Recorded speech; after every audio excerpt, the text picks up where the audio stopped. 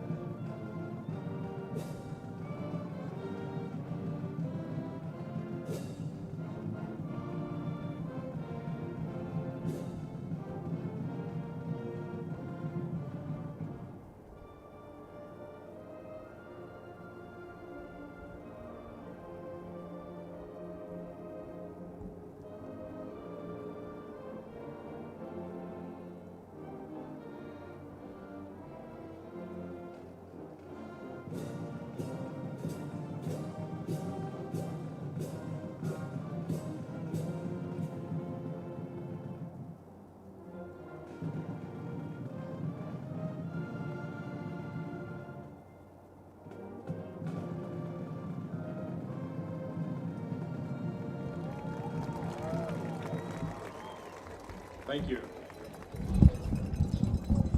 All right. So once again, we will have critical matchup here tonight. Flags are at half staff, half mast, whichever way you want to call it. It's both ways are technically correct. Half mast due to the passing of former Vice President Dick Cheney, and he will be honored as they will stay at half mast until November 14th, I believe until sundown. May not have a whole lot of commentary from Courtney tonight, just because he has got coaches swarming him a little bit right now on the top of this press box. We'll make do with what we got, and we'll make it happen. The first thing I got from you said, welcome to Friday Night Lights. Yeah. I think it's Tuesday. It is, technically. This is another special edition of Friday Night Lights. We had a Thursday Night Lights that was Friday Night Lights, and now we have Tuesday Night Lights that's Friday Night Lights. Calling it Friday Night Lights, but We're going to have a great game here tonight. Both teams obviously hopeful to win this one. And here comes both teams same time. Fans, let's hear you as your Barracudas take the field. Neither team giving us a chance to just get both of them one at a time. They both take the field at the same time as both of them want the spotlight. Well, just in case you thought it was friendly, no, sir. No, this is definitely a cross-district rivalry. Not nearly as bad as some of the other ones we've seen, but definitely one that both teams are very eager to win. Both teams are wanting this to be their technically last win of the regular season, unless they have, again, like we had discussed a couple weeks back, a matchup against Ponte Vedra to see who actually takes first in the districts. And obviously going into postseason matchups after that for district championships and going into even further beyond that, hopefully to the state playoffs. So we're going to start it off here with the kickoff and let me get my scoreboard up, and we'll get ready to start this game off. Once again, Beachside kicking off to Fleming Island. Back to receive near side of the field closest to us, Sebastian Cruz, and far side, I believe, number 4, Chase Donaldson. Speaking of which, if any of Chase Donaldson's family is here in the chat, we have a seat that you guys left at the Creekside game. We'd love to return it to you. Little seat cushion. So I would say if any of the families in there, give them a text and say, hey, SSB has your seat cushion, the Jacksonville Jaguars seat cushion. We'd love to give it back to you.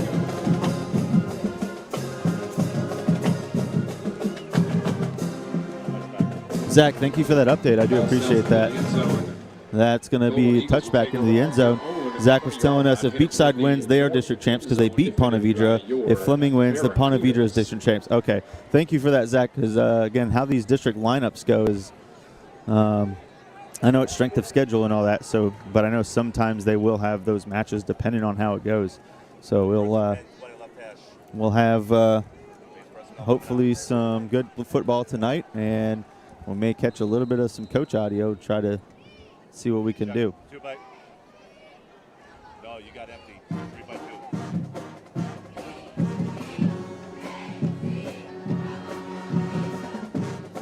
All right, once again, Fleming Island starting off, empty backfield.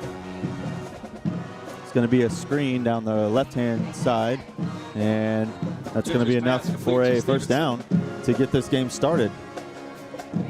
It'll run 5 seconds off the clock, and Fleming will go from a first down to a first down. And of course, guards, Fleming Island, they should have their, their tails in the air, so to speak, coming off that big win. Absolutely. You've got on the weekend. Fleming Island, last weekend. Big comeback win. Big comeback game. They were down in the third and came back to win by 1 point. And then Beachside, we got a run here.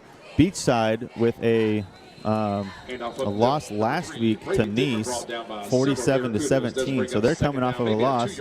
Fleming is coming off of a close win. And like I said, both teams wanting that victory tonight. Fleming beat Flagler 26-25. What I will say though, Fleming's victory over Flagler. Flagler is 3-7 on the season. So for it to be a close game, that's fight for second place. Okay. Thank you, JJ. We've got a nice, good open play here. Good gain on that play. Thank you, JJ, for that update as well. Let's see. Fleming lost. Yeah, Fleming did have a pretty heavy loss to Ponte Vedra.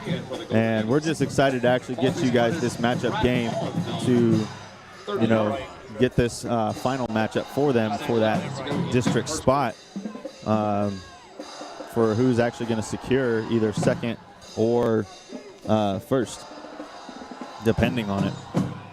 And I don't know if we caught it on our audio, but the Beachside announcer was already calling this a victory for them before the game, saying, hey, prepare for the game on the 14th because with tonight's victory, that's where we're going to be. So some very, like I said, very heavy competition. We got a nice little short pass here right back to the line of scrimmage, no gain. Second down. Brought down by Dalton LaRue and Soren Caruso. Tackle for the Barracudas. No gain in play. Second and 10. Or Fleming Island. Wing left. Good progress on the possession, though. Absolutely. They had that really good long play that gave them some good yardage past midfield and set them up just outside of the Beachside red zone. They're going to do a pass right-hand side, caught. Let's see if he actually did come down with it. They are saying catch, and that was to number 14, Gavin Boyson. And that will bring them inside of the Beachside red zone on their first drive, making good time down the field. About a 13-yard game of play does bring up first and 10. And this is where now it becomes critical that Fleming Island, they don't lose it. Absolutely. We've seen them get into the red zone and stifle themselves out at the goal line. So we hope that we see a good drive from them all the way and have him finish it through and not have what I would call the red zone jitters that they've had this season that have made some of their games more difficult than they need to be and even cost them some games. Rolling to the left, passing towards the end zone, and could not come down with it. That would have been an interception. By trying to get the numbers still covered up by his teammates.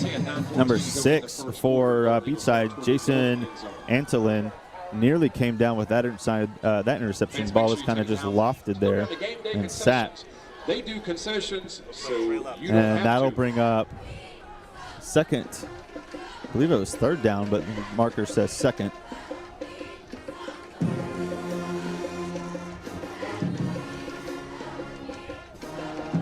All right, handoff to number 3, Brady Digman, and he's going to carry it for about 2-3 yards. Bring up third down. Third and 9. They're going to give him 1 yard on the carry. Third down about 9 for the Golden Eagles. 2-by-2. Around the 16-yard line. 8:28 to go in the first quarter.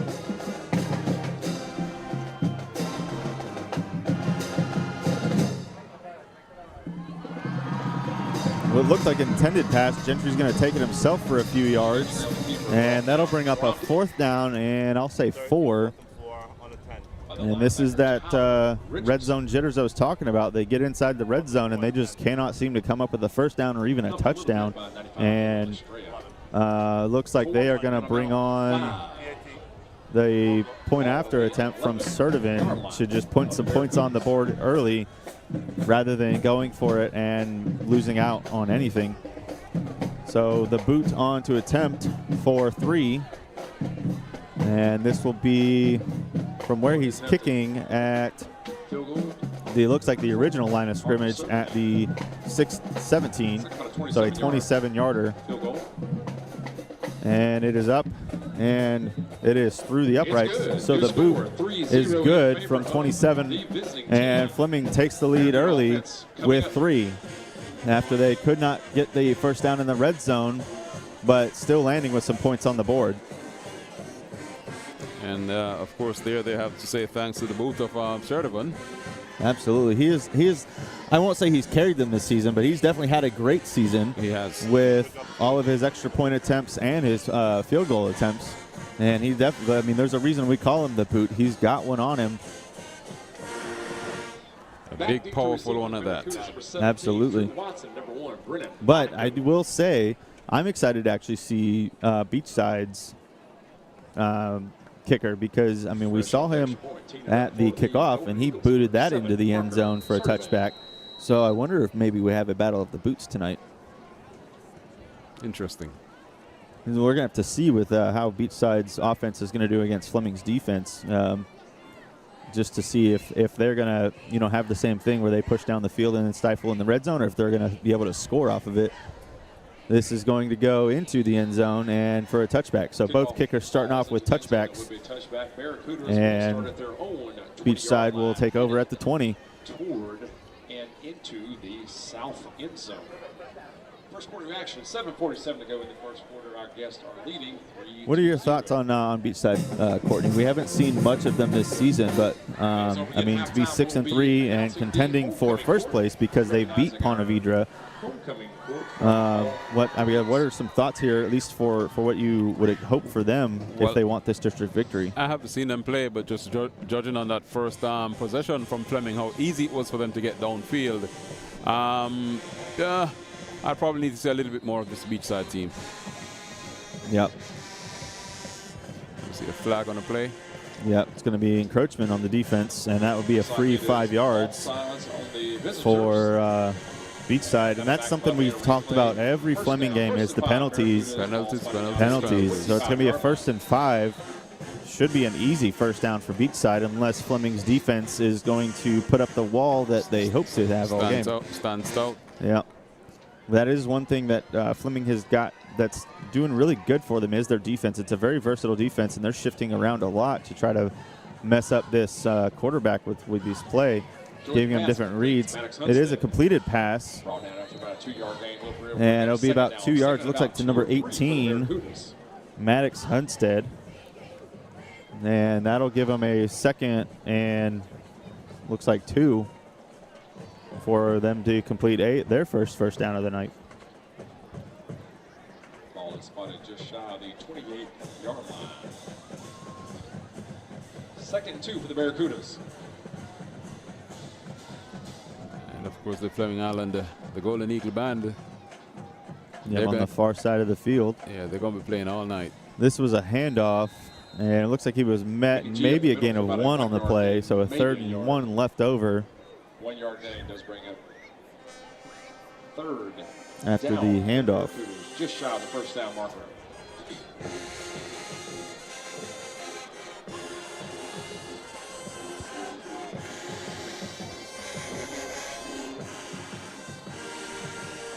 I would say, I mean, we were talking about it at the Andrew Jackson game.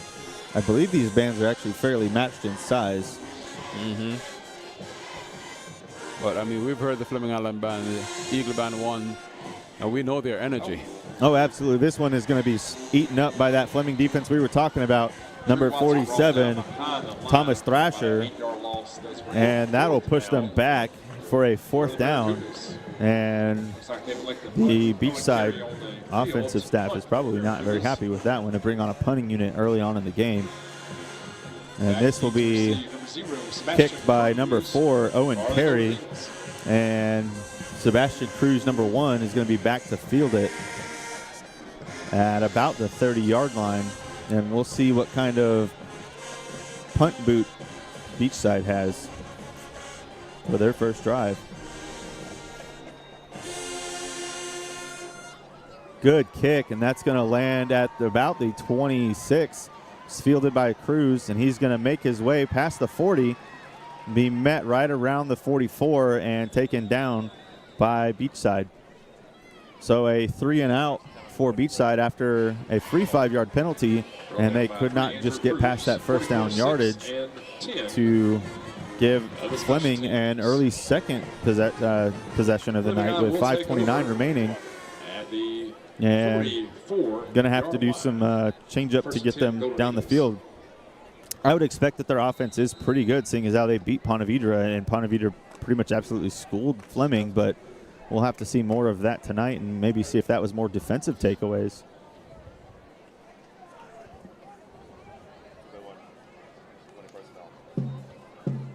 It's going to be a pitch out to number 15, Cedric McNeil. And he'll be tackled behind the line of scrimmage. Result of the play is a 4-yard loss. It will bring up 2nd and 14. And the credit for that is going to go to number 5 for Beachside, Sean Blaylock. And they will bring up 2nd down and the first official water break taken by the referees.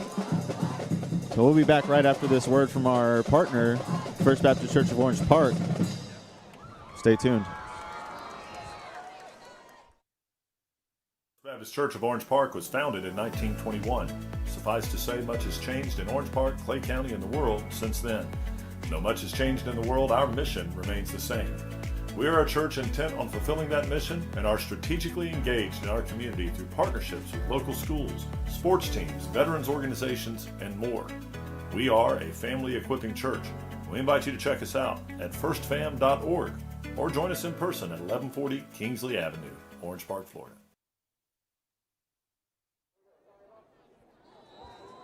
action. Welcome back 5:04 to go in the Tuesday Night first Lights, quarter. special edition of Friday Night Lights on SSB. Your Barracudas 3-0. And Fleming will take their second down play into this drive, and that's going to be a swing out pass. Pass complete to And that's McNeil. going to be Brought to down by McNeil. Dalton So a LaRue. little bit of a better gain on that one for him versus the first one that was read pretty much on point by About an 8-yard Beachside. gainer. And Does he'll bring gain a third couple and and bring up 6 3rd and 6 for the for Golden them Eagles. Ball on spotted their right second 40. drive. So if the Beachside defense can hold strong here, that would be a 3 and out for Fleming. Looking to pass. Caught open field Stevenson, and he's got Pass complete. well enough for a first down and more. Brought down by 13 and 6. So here we go again. Yeah, here's going into pretty close to the red zone, and again, we've seen them do really well downfield, open field, and as soon as he gets into that crunching area, they filter out. We'll see how they do here. It looks like it was a tip pass and nearly intercepted again. That was number 6 again, Jason Antolin. I think he couldn't believe the ball came to him that easily. I mean, he is definitely upset with that one. That's the second one tonight he's nearly It had. looked very easy from here. He was reading that like a book. I mean, you couldn't have spelled out the pages any easier for him on that one. He was reading right where that was going. He was reading Gentry's eyes, and Gentry's going to take a keeper here, Gentry with the and keeper. he's taking down ball, fumbled, and it looks like Fleming fell on it. Stopped promptly at the line of And that was scrimmage number by 5 on the recovery, Oliver Pichota. So Gentry will take it himself and fumble it after a short gain, and that actually looks like it's going to hurt them a little bit, and they've got a 3rd and 8 coming up, and Sturdivant will come off. Looks like to potentially rest for a play if they have to do a 4th down point after attempt again. Action here tonight on a beautiful Tuesday night, fans. Thanks again for coming out. Appreciate you joining us for tonight's game.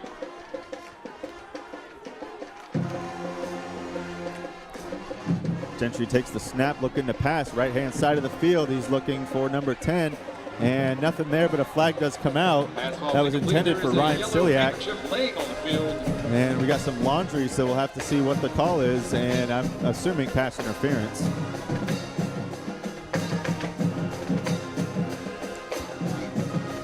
And if that's the case, this would give Fleming a free first down in the red zone, which at this point they desperately need to try to get this touchdown.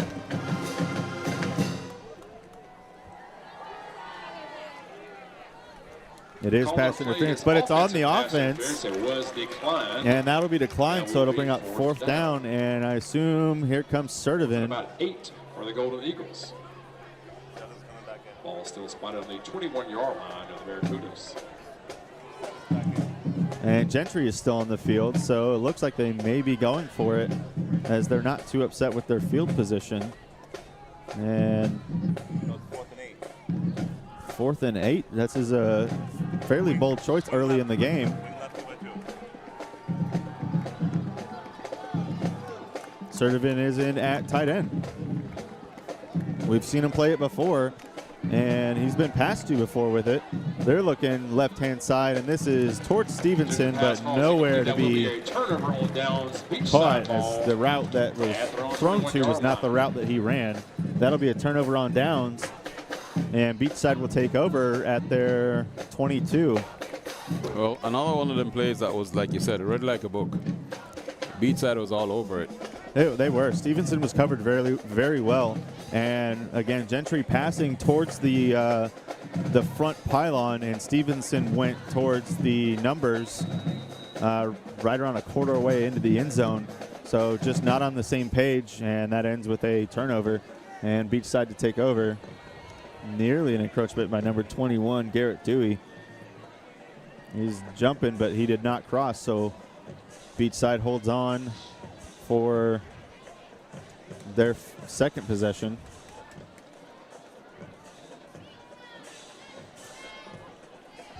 Quick pass and an incomplete. That was intended for number 14 and covered by number 2. It's covered by Tristan Stevenson and intended for Drew Aldrich. And nothing going on that play. That'll bring up 2nd and 10 from the 22.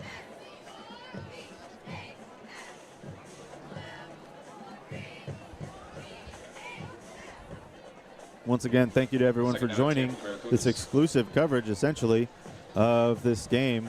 I'm assuming there might be some cameras here that are from FHSAA, but we've got the live commentary for you. This is going to be taken by number 11, Eddie Jordan, up the sideline looking for that first down. Looks like it's good enough for and it looks like he got it. Down. So that'll be their first down of the night and on their 2nd possession. So better than what they had last drive. And that'll put them at the 31. 2:57 to go in the opening quarter, trailing the visitors 3-0.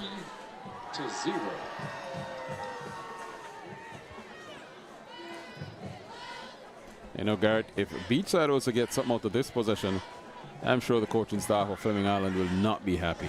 Not at all. I think Fleming obviously would be happy if they were to have a shutout first quarter, but Beachside just wants to come away with something, even if it's 3. This is going to be a passing play and a keeper as nothing was going there, and he'll come out to the 41, and it looks like they are going to call that a first down. So 2 passing plays that he just ends up keeping, and both plays he's come up with the first down himself. So we know that he can throw a little bit. We've seen some of it, just not a lot, but we obviously can see that he can run. I think that might be a good part of the dynamic tonight.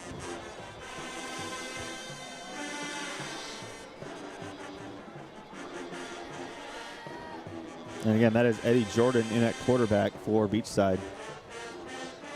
Taking the snap, faking the handoff to number 2. And that's going to be broken up and sacked by number 26, Levi Cox from Fleming. And that'll bring up a loss of, I'm going to say 7. 2nd down and 20. Scratch that. There's not quite 10. Let's see, they were at the 41. They are now at the 34, so decent loss on the play. My backwards math is not as good as my forward math. I'll be honest about that. Oh, you said one thing right. It's a huge loss. Yeah, it definitely was. Not what they wanted for a first down play.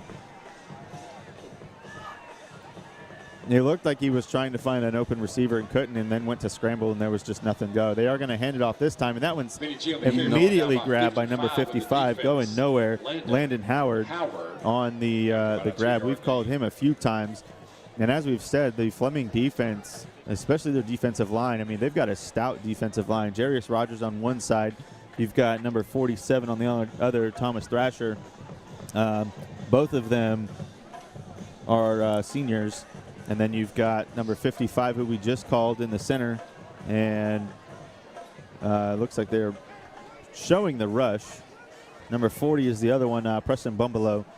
So definitely a very good all-senior defensive line that has made some plays for Fleming this season. Looking to pass here. Nothing happening, and scrambling eaten up again. That looked like that was number 47 again, Thomas Thrasher. And that's another loss. There is a penalty farther down the field towards number 19 for Fleming, David Fuentes. And it looks like it might have been some sort of interference or something of the sort. It's going to be a holding. Yep, that'll get you. And that will get them some good yards, but it'll still be a repeat of the 3rd down.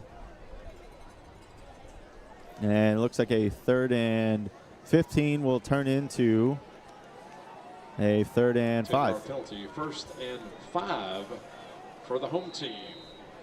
Replay 3rd down, 32 seconds to go. You see what penalties do to you? Absolutely. Now a unmanageable 3rd down, or at least a difficultly managed 3rd down, will turn into a fairly easily one, as most teams can convert a 3rd and 5 as long as they do not get swarmed by this Fleming defensive line. Intended pass, looking short, not finding it. He is going to pass this time. It is caught, and that is caught by, looks like, number 18, Maddox Hudstead. We've called him once before, and that's going to give the first down that the Barracudas needed to get their drive going down the field. And chains will move, and clock will stop at 24 seconds. One penalty. Yep. Just one penalty. Can Unnecessary change the holding. momentum of a drive. Yep. And Beachside would be happy to come up with some points, 24 seconds left in the first, but I don't think they'd also be upset if they started the second with some points either way, getting some on the board. Fleming just wants to get this 24 seconds over with. And this is going to be a scramble. 47 is almost there. Pass was intended for 14, Drew Aldrich, and it was just out of bounds. And it'll be a 2nd and 10 after that 6-second runoff play. And tonight's special 47, Thomas Thrasher was almost there. There were a few Fleming players that nearly had him, but he's able to scramble away from him and try to make something of nothing, and ends up with just at least a thrown away pass.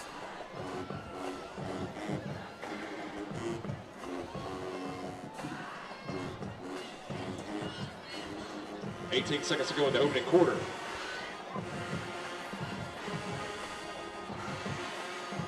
This is going to fake the handoff to number 2. He'll do a check block, and number 11 is going to scramble again, and he will run out of bounds before with a short gain. 10 seconds left, and 55. Landon Howard was there to make sure he went out. Looks like about an 8-yard gain on the play. It does bring up third and 1 for the Barracudas. For Beachside, as they only need 1 yard to convert, and 10 seconds left in the quarter to score in the first to try to match Fleming's 3 points that are on the board.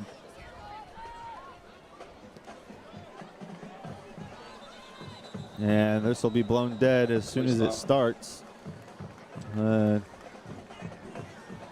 It's going to be encroachment, and that'll give a free first down to Beachside. 9 seconds remaining. For the Barracudas.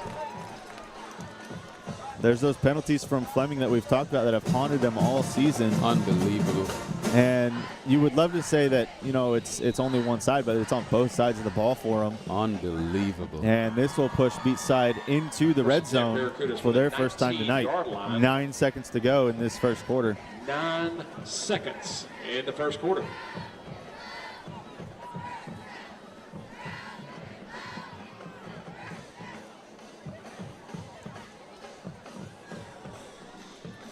Number 13 in the backfield, Marco Lanza.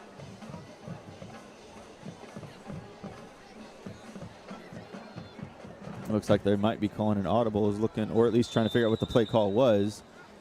And nothing going. It looks like Beachside will take a timeout. Barracuda. Trying to sort out what their last play of the first quarter is going to be.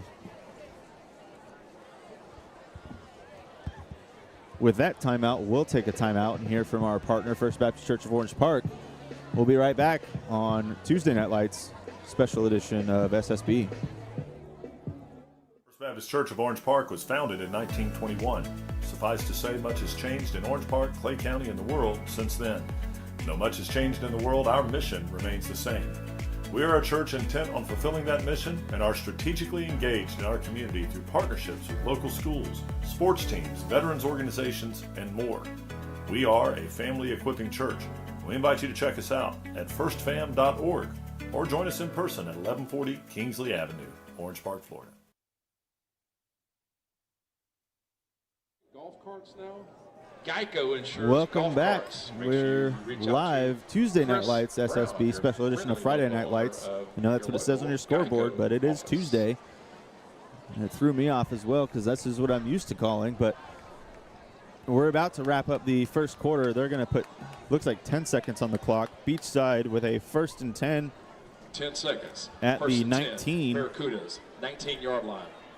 And that they're looking to just put some points on the board in the first, and Fleming looking to have a shutout first, and we'll see what happens with this play here.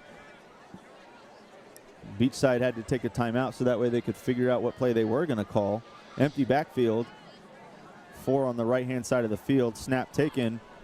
So it looks like it's going to be a little screen pass to number 2. He's going to try to make something out of it. That was Vincent Galilea. Or Gallia. Pass complete. Galella, sorry. I'm trying to pronounce names. And that will be the end of the first quarter. Timeout on the field.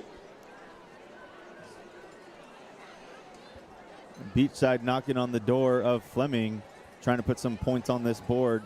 Fleming getting their shutout first, but we'll see if they can hold out. This is going to be field flip and a second down for Beachside inside of the red zone.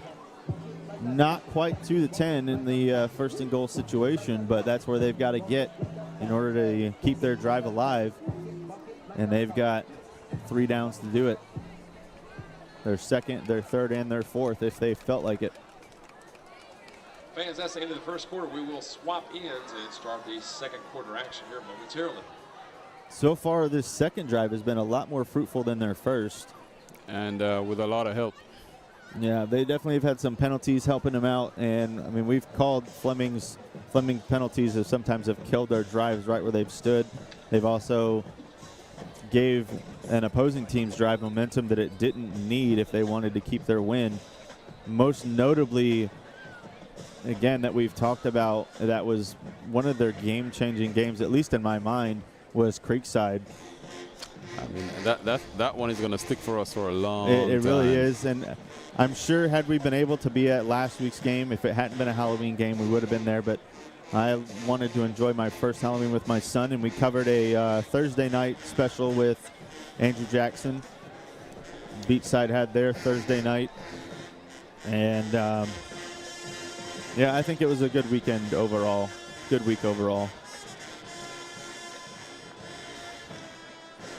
And hand off to number 2, looking for a hole. He's got a little bit of room. About a 3-yard gain. And it looks like he has enough for the first down to start this off. 11:54 remaining, and that's first and goal for Beachside First from down, the 8. Barracudas. Carry was by number 2, Vincent Ball spotted in the Galella. vicinity of the 8-yard line. Again, I apologize if I'm butchering that last name. First and goal, Barracudas. I almost want to call him Galileo. Sounds like a history bluff. I wonder if that's his nickname. Looks like a passing play. Number 1, left-hand side of the field, Brennan Monaco. Brennan Monaco. Monaco. On the screen. I'm just overcomplicating last names. That's what it is. Garrett Dewey. Try that one. Yeah, that one's pretty easy. Garrett got it. Spelled correctly, too. 2 R's, 2 T's. And Dewey I can remember because while in the Air Force I had a Sergeant Dewey. So that one's pretty easy to remember. Correction, it was Staff Sergeant Dewey if you want to get technical, but, you know, abbreviations and all. It'll be second and goal.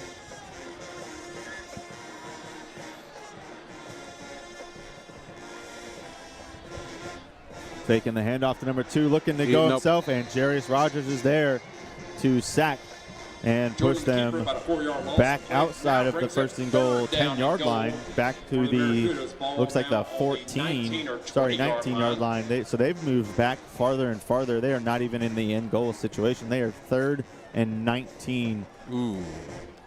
And they essentially need to make up 19 yards and score here. Otherwise, I assume they're going to come on for a field goal attempt to get themselves 3 on the board, and that would be a stop that Fleming would be okay with, I would assume.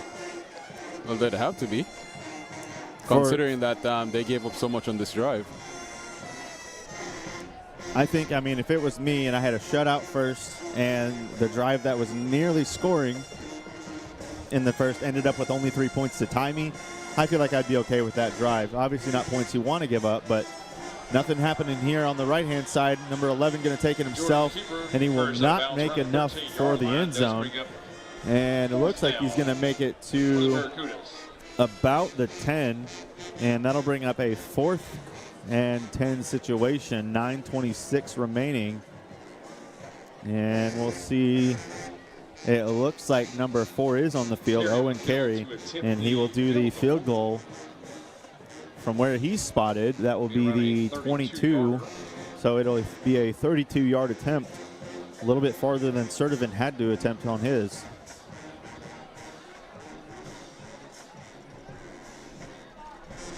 The kick is up. It's got the height. It's up. It's good. And it is good. And that'll be enough to tie it here in the early start of the second. Your score, 9:23 remaining, 3-3.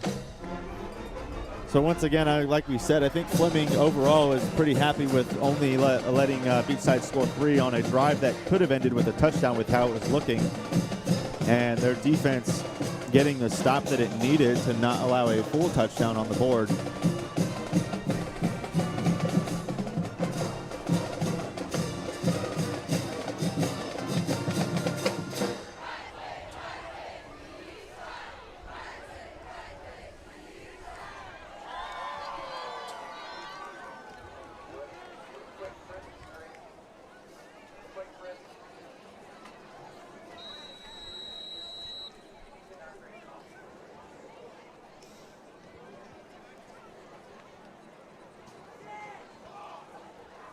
Carries on for the kickoff after he just made the field goal. We've got Cruz and Donaldson in the backfield. Donaldson on our closer side, Cruz on the farther side. This one looks like it's going towards Donaldson, and nothing going as that lands in the end zone. That will be a touchback. Fleming Island will take over at the 20, 9:23 in the second.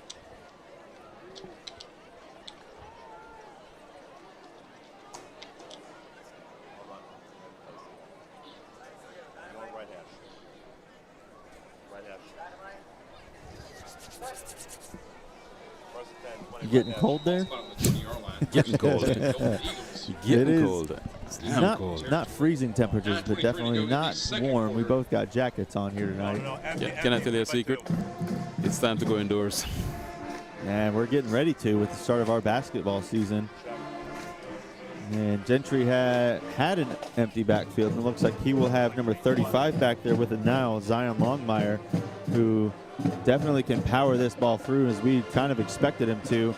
He's got at least 8 on that one for their first down carry.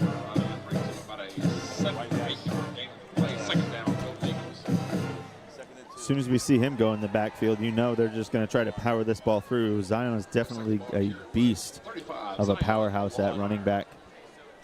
2-by-1 wing right.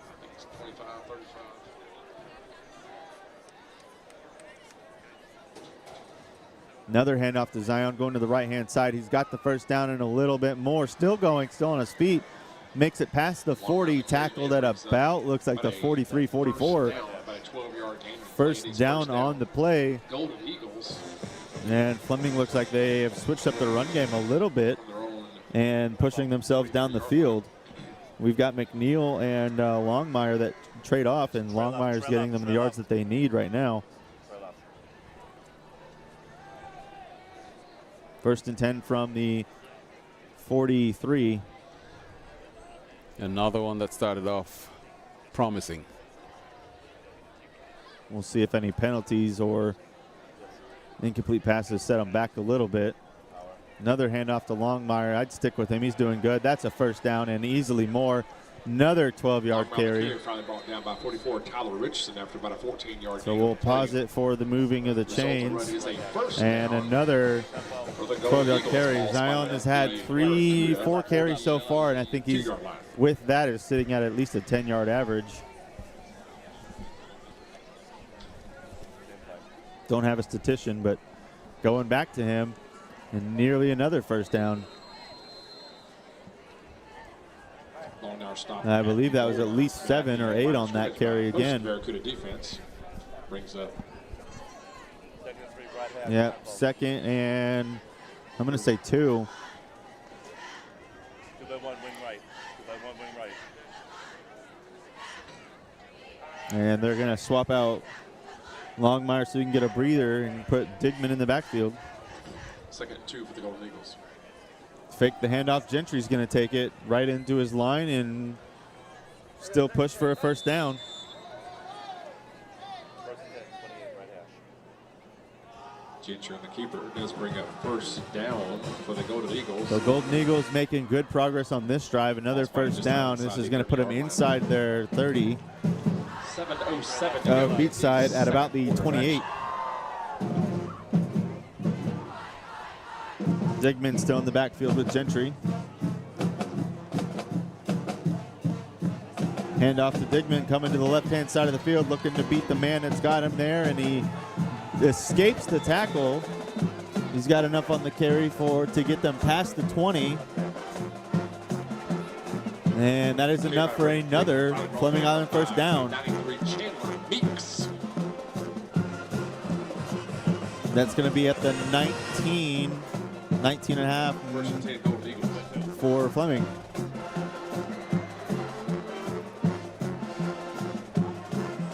Digman still in the backfield.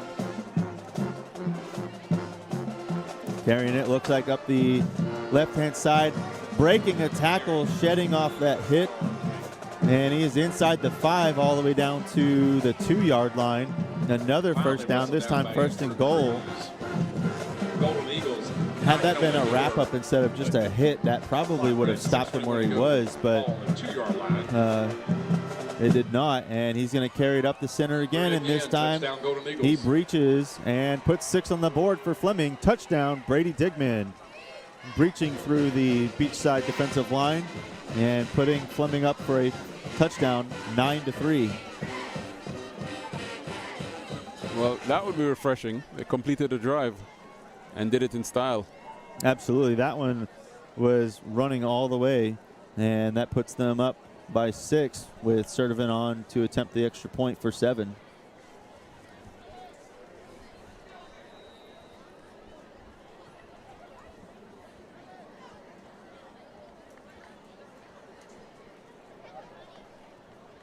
The snap, the hold, the kick. Looks good from this And angle. it is good. Yep. With that boot, it puts them up 10-3. Fleming Island up by 7, 6:13 remaining in the second quarter. We'll be back right after this with Fleming to kick it off. Baptist Church of Orange Park was founded in 1921. Suffice to say, much has changed in Orange Park, Clay County, and the world since then. Though much has changed in the world, our mission remains the same. We are a church intent on fulfilling that mission and are strategically engaged in our community through partnerships with local schools, sports teams, veterans organizations, and more. We are a family equipping church. We invite you to check us out at firstfam.org or join us in person at 1140 Kingsley Avenue, Orange Park, Florida.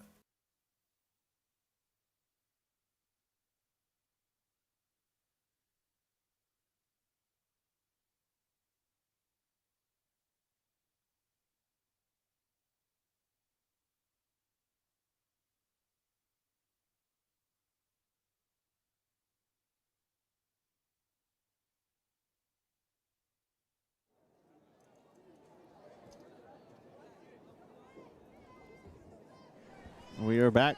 Tuesday Night Lights on SSB. Fleming taking it all the way down the field for a touchdown, put him up 7, 10-3. And Beachside is going to have a revenge drive here, trying to get their own 7 on the board and match it up. They nearly had it before, ending with a field goal. And look, see if they make any changes here to put 7 on the board for them. This one's going to be fielded, never mind. That's going to go over the head of Beachside, and that'll be a touchback. So they'll take over at their 20, 6:13 remaining in the second.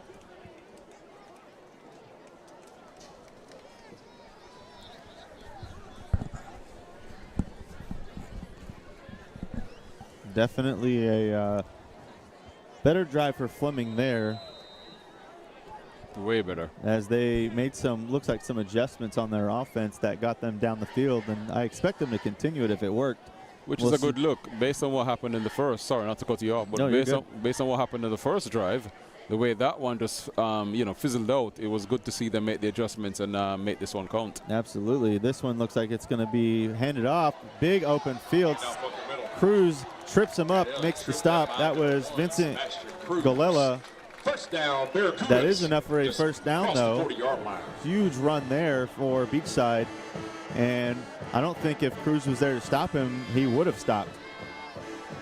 That one Saved by Cruz. He had a head of steam on that one. He did. I mean, again, if Cruz hadn't been there, if he had hurdled him, anything like that, that would have gone all the way.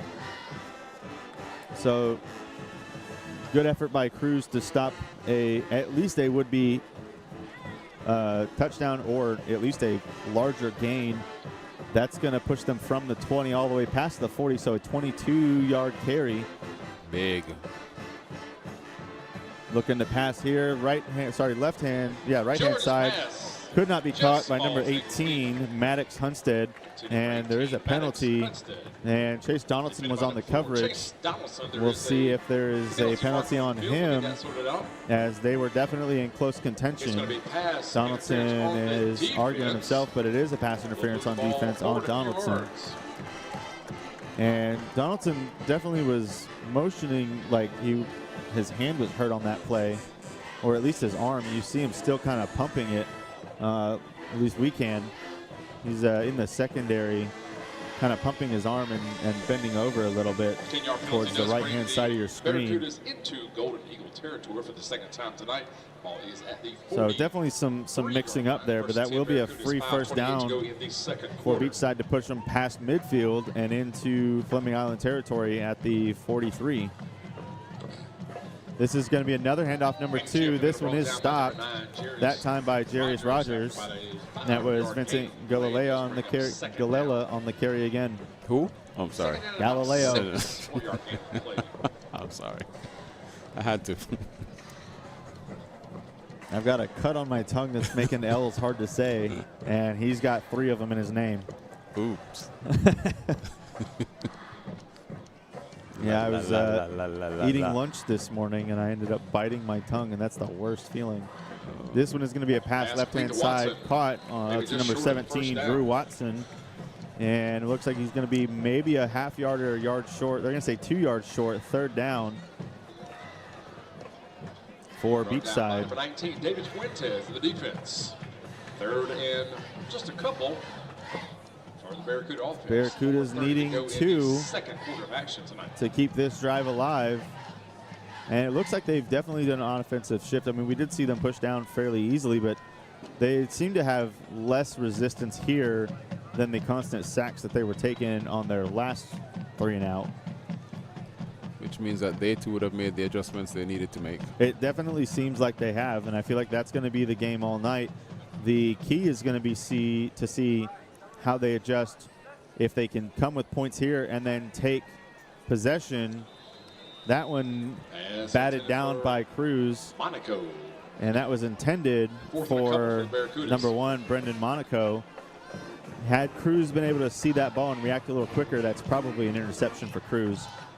He definitely has the hands for it. And he has the speed. He'd have taken off. Absolutely. I mean, it would have been a big play. Especially being on almost the entire opposite side. They're on the left-hand hash. He's on the right-hand hash. He's almost on the opposite side of the field. And with his speed, yeah, he'd have about acres. He definitely could have gained some yardage unless he's tripped up on the initial catch. And fourth down, Beachside's going for it. Little check down pass, and that's going to be caught. Enough for the first down. That's number 2 again. Galilla set it good that time, and that's going to be enough for the first down. And he's going to be spotted at the 15-yard line inside the red zone. Second quarter of action. Like I said, this is definitely the adjustment that Beachside needed so far. If they score here, they tie up, well, effectively assuming they make the extra point, they tie up Fleming and get the ball to start the game with their adjustments, potentially taking the lead in at least the third quarter. We'll have to see if Fleming's defense can hold strong here again like they did before, or if Beachside's adjustments are going to be enough. Taking the handoff and scrambling right-hand side. Rogers is there to push him out of bounds. And a gain of 2 on the play. 14-yard line. Second down, and they're only going to give him, looks like 1. With where the hashes are at, it's like 1.5. So we'll say a 2nd and 9, just for where the markers are placed. 3:15 remaining. I almost thought they had the scoreboard wrong from where I'm sitting Second and because 9 for the home team. the goalpost is covering up the 1 in the guest The band would score, stop so playing. it looks I'm like certain you can 3-0. hear me a little bit better. But they do have it correct. It's just where my eyes are sitting. This one's going to be a check down, number 13, Marco Lanza. Watson on the reception. And he is going to be brought down before gaining the first by a cluster but number 19, David Fuentes, the one that's celebratory on it. By several Golden Eagles on the far side of the field. And that's going to bring up third down and 4 on the play. They are spotted right around the 10-yard line. Needing 4 here. I imagine, I mean, this is coming into halftime. You've got 2 decisions here if you don't get the first. You either take another field goal and get yourselves, closer at 6, or you just go for it. They're just going to go for it. I would think so. They're going to rush it. I kind of expect them to get a first down here. I'm not quite sure. They've done good so far. No, they're looking to pass instead of run. He's going to keep it himself. And trying to power through. I don't think he got there. If he did, it's right on the line. First down, Barracudas. And they're calling first down. So the scramble is enough. Nothing was happening on the passing play. Clock is running. Just over 2 minutes.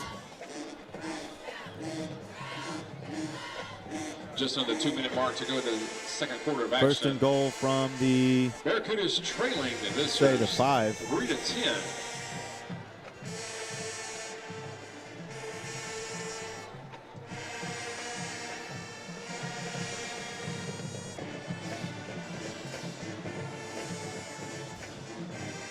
Eddie Jordan with Vincent Galella in the backfield.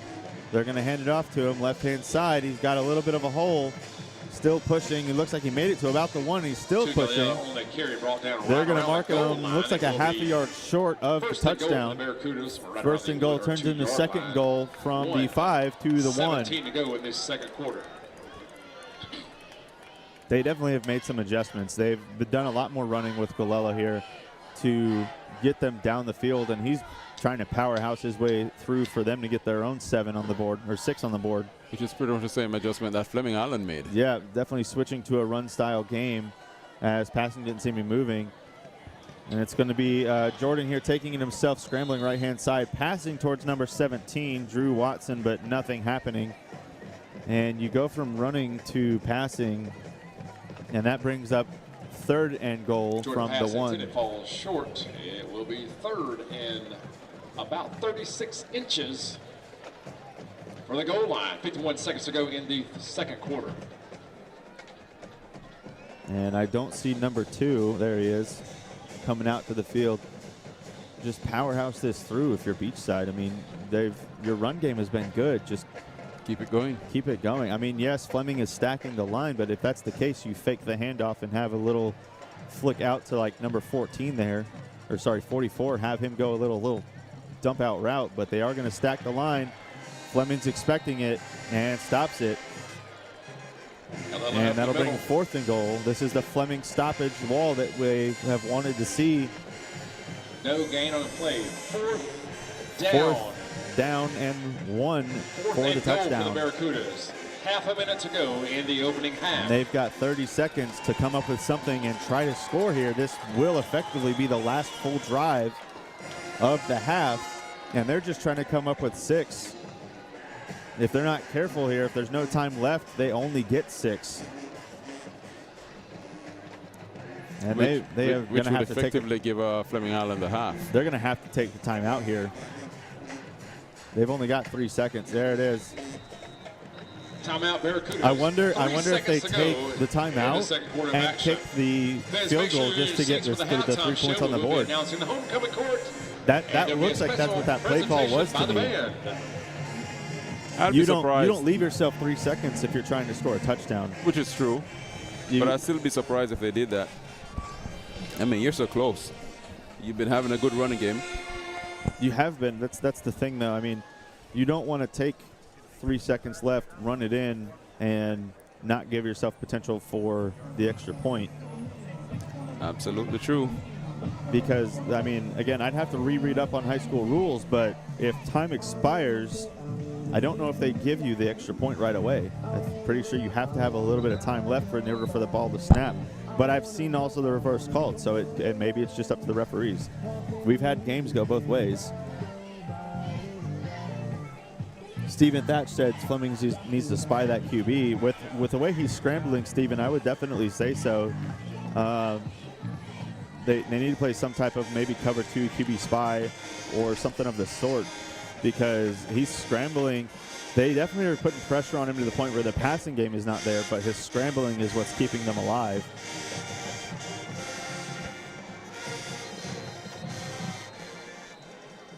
Silly said, just started watching. I'm definitely judging every play, as are we. Fleming's going to take a timeout and ice the play.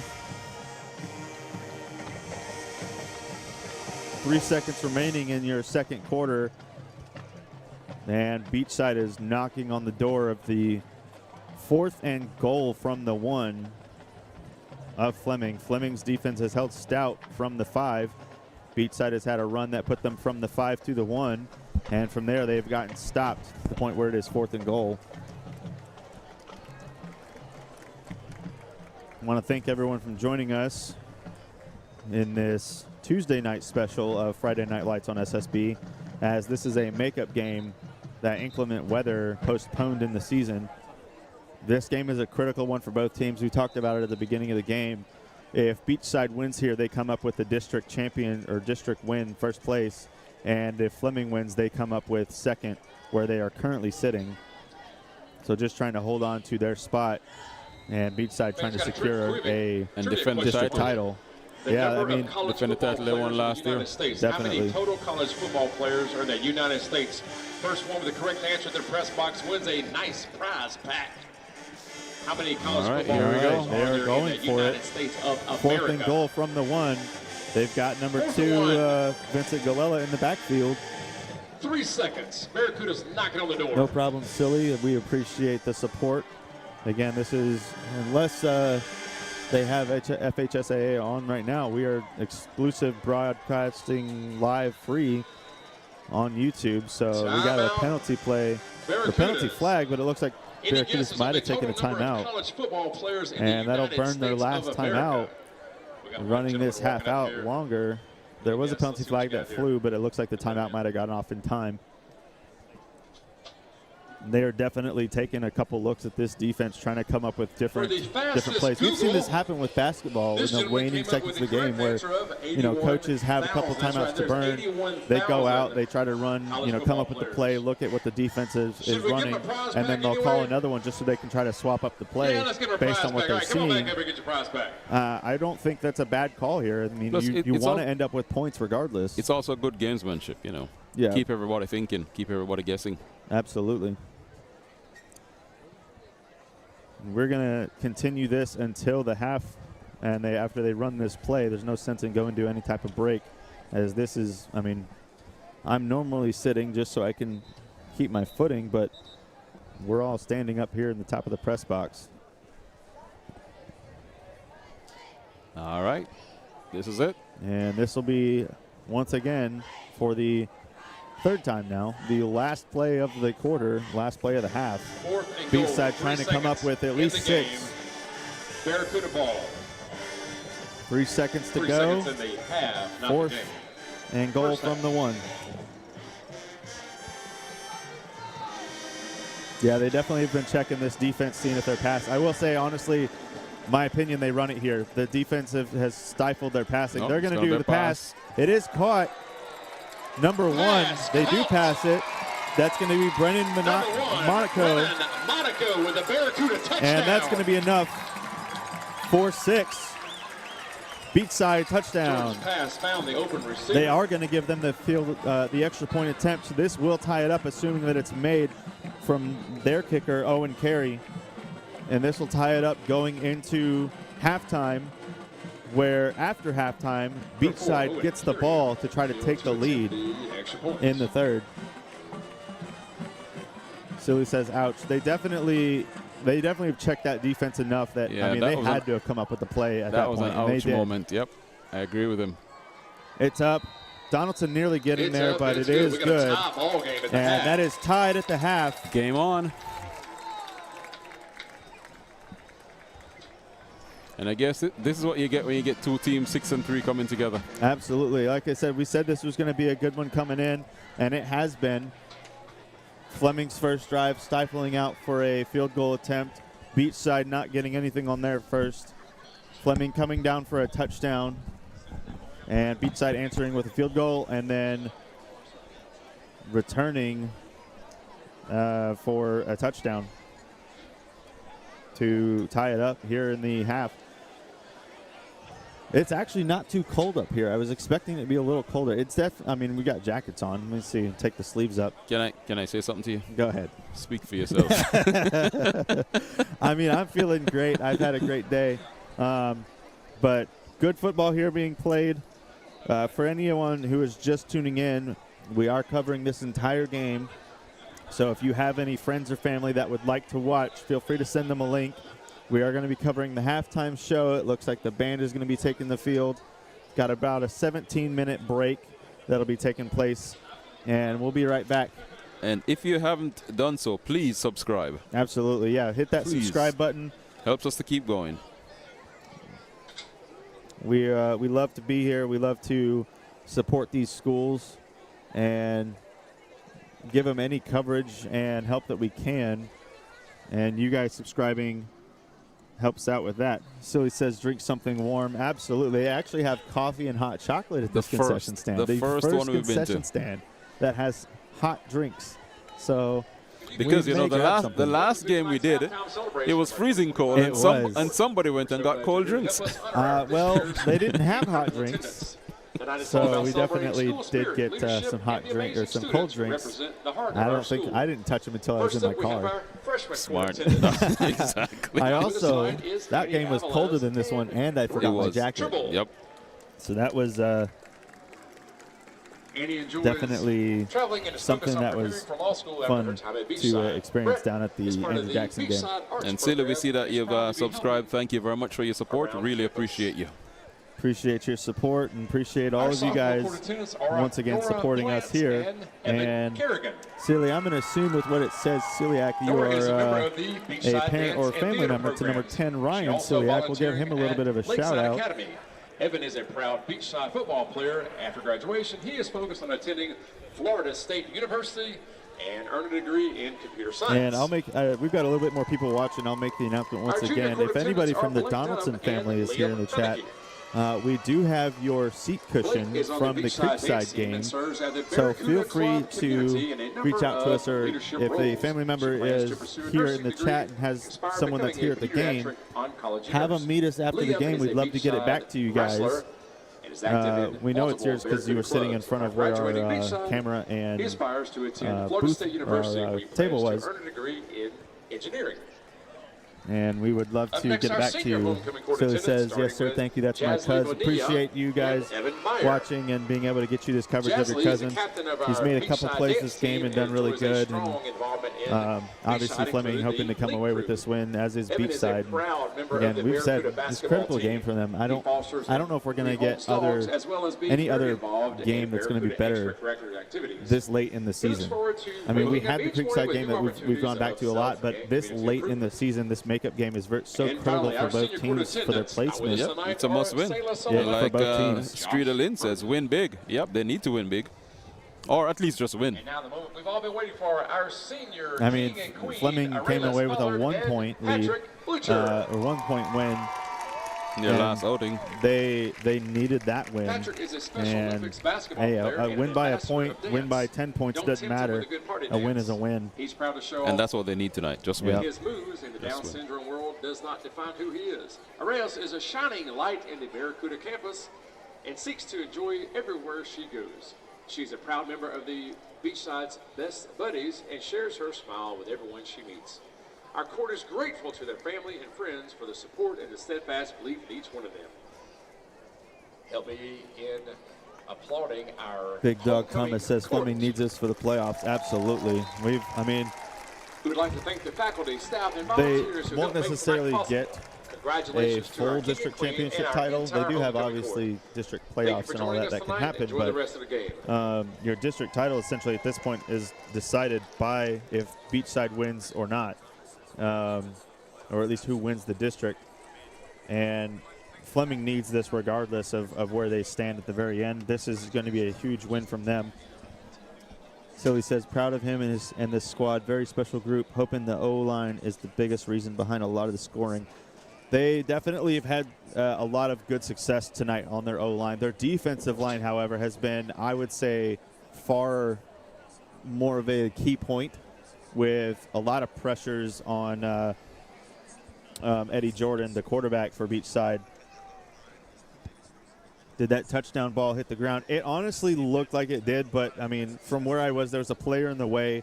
He could have scooped it with where his hands were, but with the way he rolled, there was no way to 100% guarantee it. And in high school, there is no replay, so it's based off the call in the field, and they did call it a touchdown. It was definitely a low pass. They are calling it a catch, and like I said, with where it was, it did look like he potentially had hands under it and cradled it. So I would say at this point, it is what it is. We've pretty much. We've definitely seen calls hurt Fleming in the past. And again, we keep going to Creekside. Mm-hmm. We thought the half ended, and they put 1 second back on the clock to give Ladies a field goal please welcome to to the field, Creekside. the Beachside High School that pretty much started it. Yeah, that pretty much started the what we would say is an unfortunate loss for Fleming. Although we have to admit that Fleming did play a part in their own downfall. The Beachside High School band will present a portion of their 2025 Absolutely, Big Dog production, Thomas. If Fleming can continue to run, they can take the air out of this game. So Fleming's, we saw them have an adjustment after their field goal. They pretty much switched up their entire offense. I don't think they ran a pass play that entire drive. They pushed hard with Zion Longmire, number 35. They pushed hard with him down the field, and then finished it off with Digman, number 3, Brady Digman, and that ended with their touchdown. And that was an adjustment that we were saying, like, hey, we got lights out here. Oh, wow. Lights out show for halftime. Oh, nice. This is going to be exciting. I don't think we've had one of these tonight. You know that your lights work whenever you can just afford to turn them off. Oh, yeah. Mm-hmm. Was just thinking that. You got a light show in the crowd as well.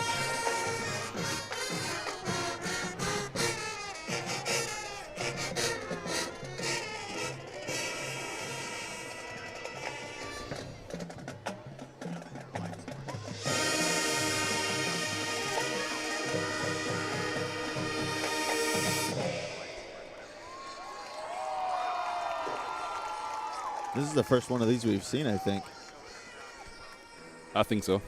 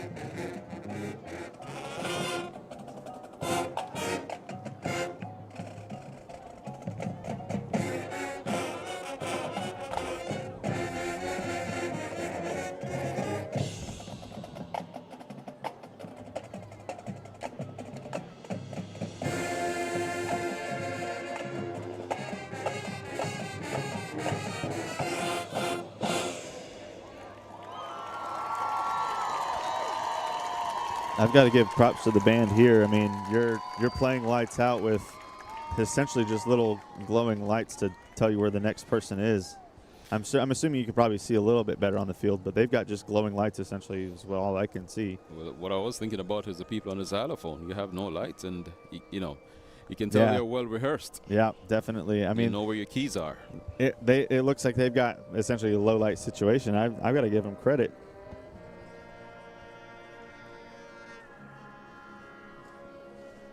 KV Morgan says, did they think about anyone in the crowd? I can't see anything in this concession line.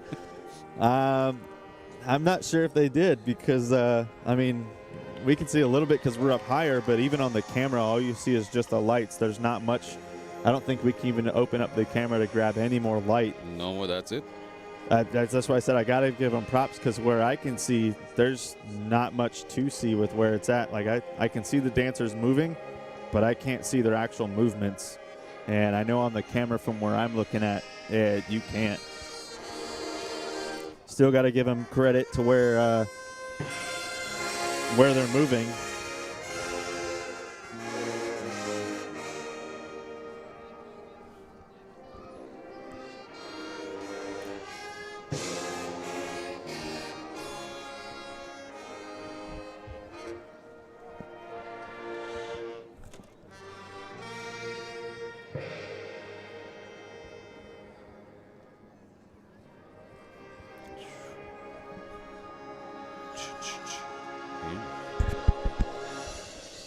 Yeah, we still got you. Check. We lost your own headphones there. Courtney went too far and yanked himself out of hearing himself.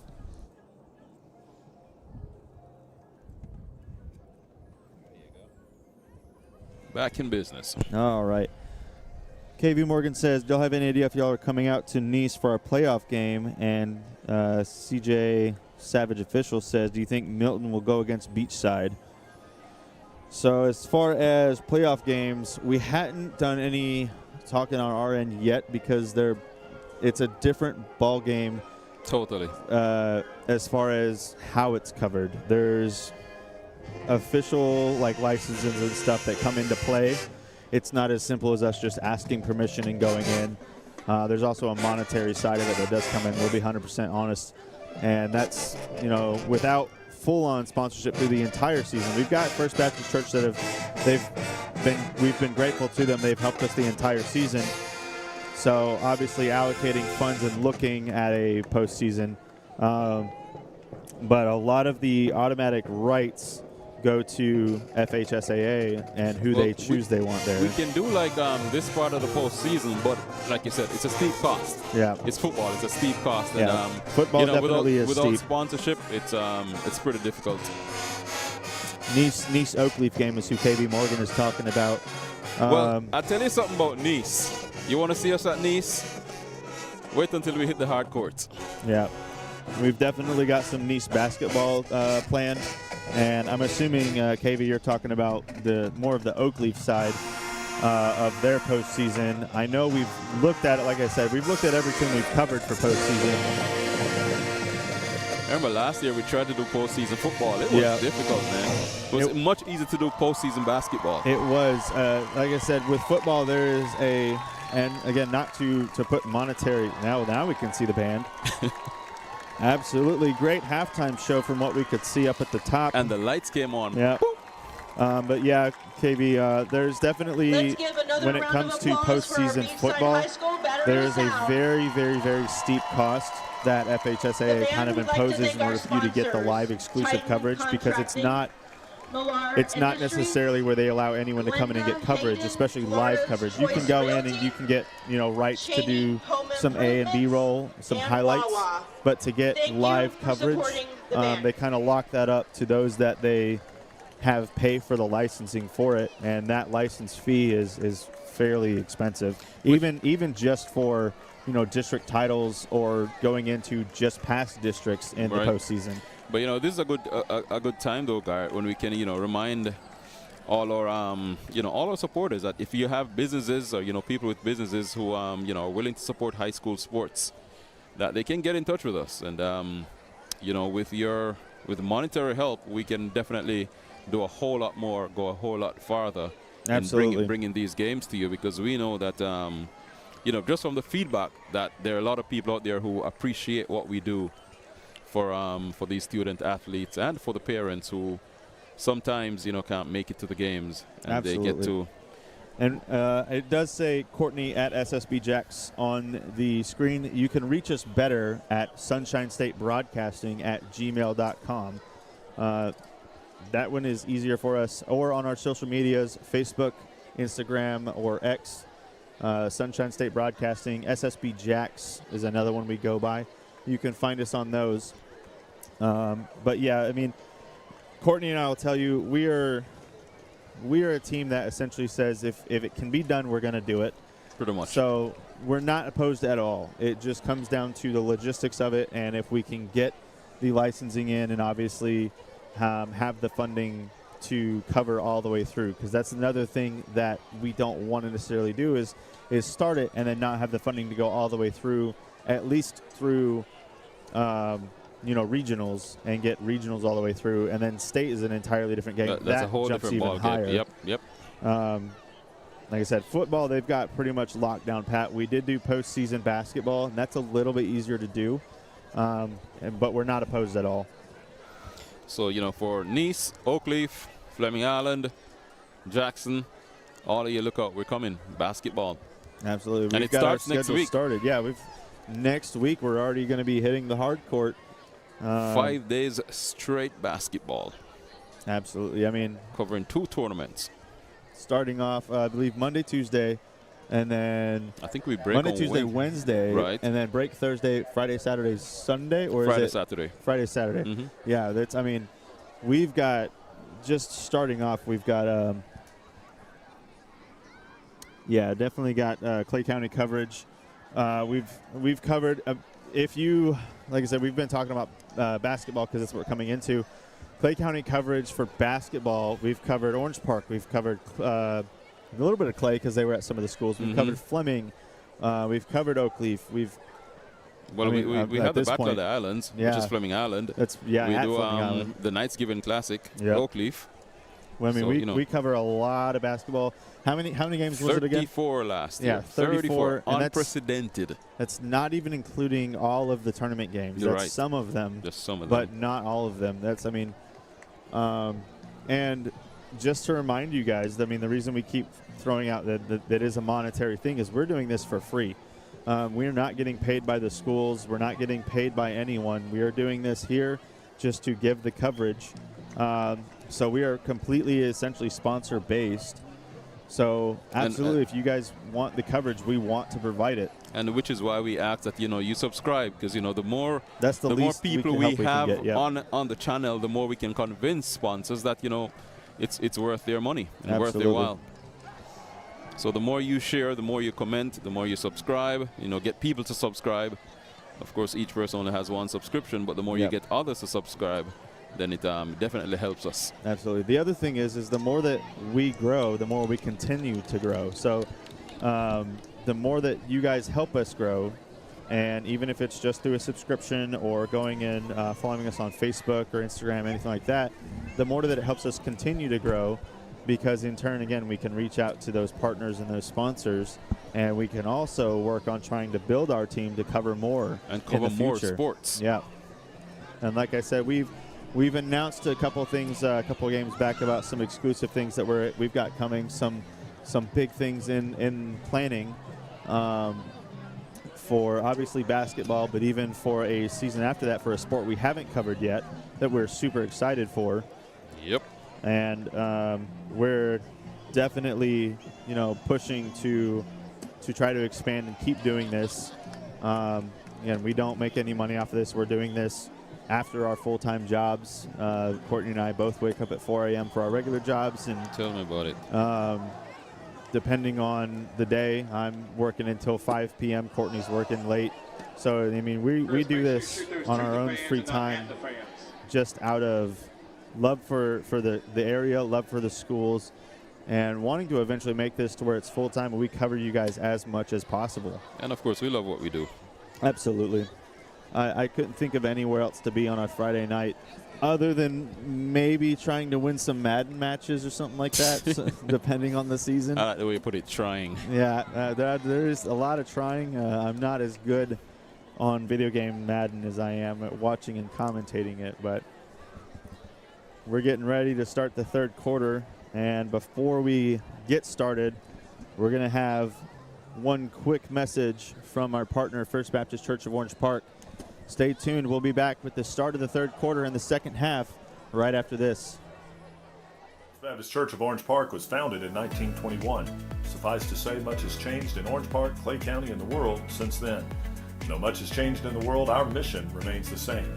We are a church intent on fulfilling that mission and are strategically engaged in our community through partnerships with local schools, sports teams, veterans organizations, and more.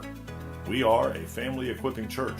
We invite you to check us out at firstfam.org or join us in person at 1140 Kingsley Avenue, Orange Park, Florida. We'll come back quickly as Fleming is prepping to kick off. Sertivin kicking it away. This one will be fielded at the 3. And he's out to the 20 already. Looking open field past the 30-35, and he's finally met. That was number 17, Drew Watson, on the carry. And a good return from him to start off Beachside's possession and see if during halftime they had the adjustment before the end of the second quarter, putting points on the board for a touchdown, tying the game. We'll see if they keep that adjustment going in here and use this first drive to put more points on the game. You know, what would be nice if somebody could adjust the temperature. You're a little bit colder than I am, but I mean, you've got hands on the camera. I've got hands on the mouse. It's a little bit different, but I don't know. Maybe I'm just more warm-blooded. I actually feel really good right now. Man. I also did live up north. That's going to be a great high-point catch by number 18, Maddox Hunstead. And he's still moving. Flag in on the play. Chase Donaldson on the coverage, and also number 26 coming in, not Joshua, that's wrong team. Levi Cox coming in as well. Pass interference on the defense. Absolutely, Seal. You never know what we can grow with the dedication. We've done this. This is coming into my third season and Courtney's second. Third. Or your third as well? Third, yep. Then maybe it's my fourth. I know I did it just a little bit longer, but yeah, absolutely. We love doing this. That was a great high point catch. With the penalty, I believe they declined it just to keep the yardage because it was more. Try to line up these clocks. There we go.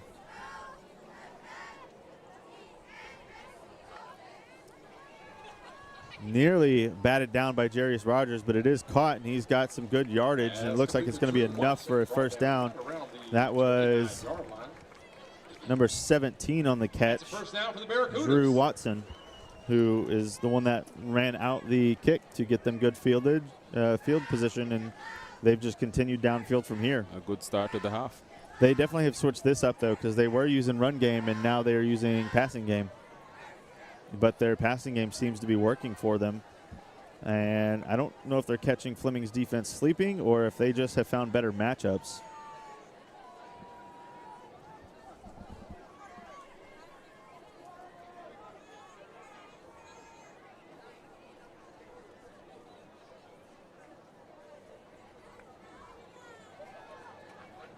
Looking to pass, nothing there, scrambling, and he's going to give himself up after a gain of 5 or 6. And that'll be a second down. And looks like they're going to give him 5, so 2nd and 5. 2nd and 5.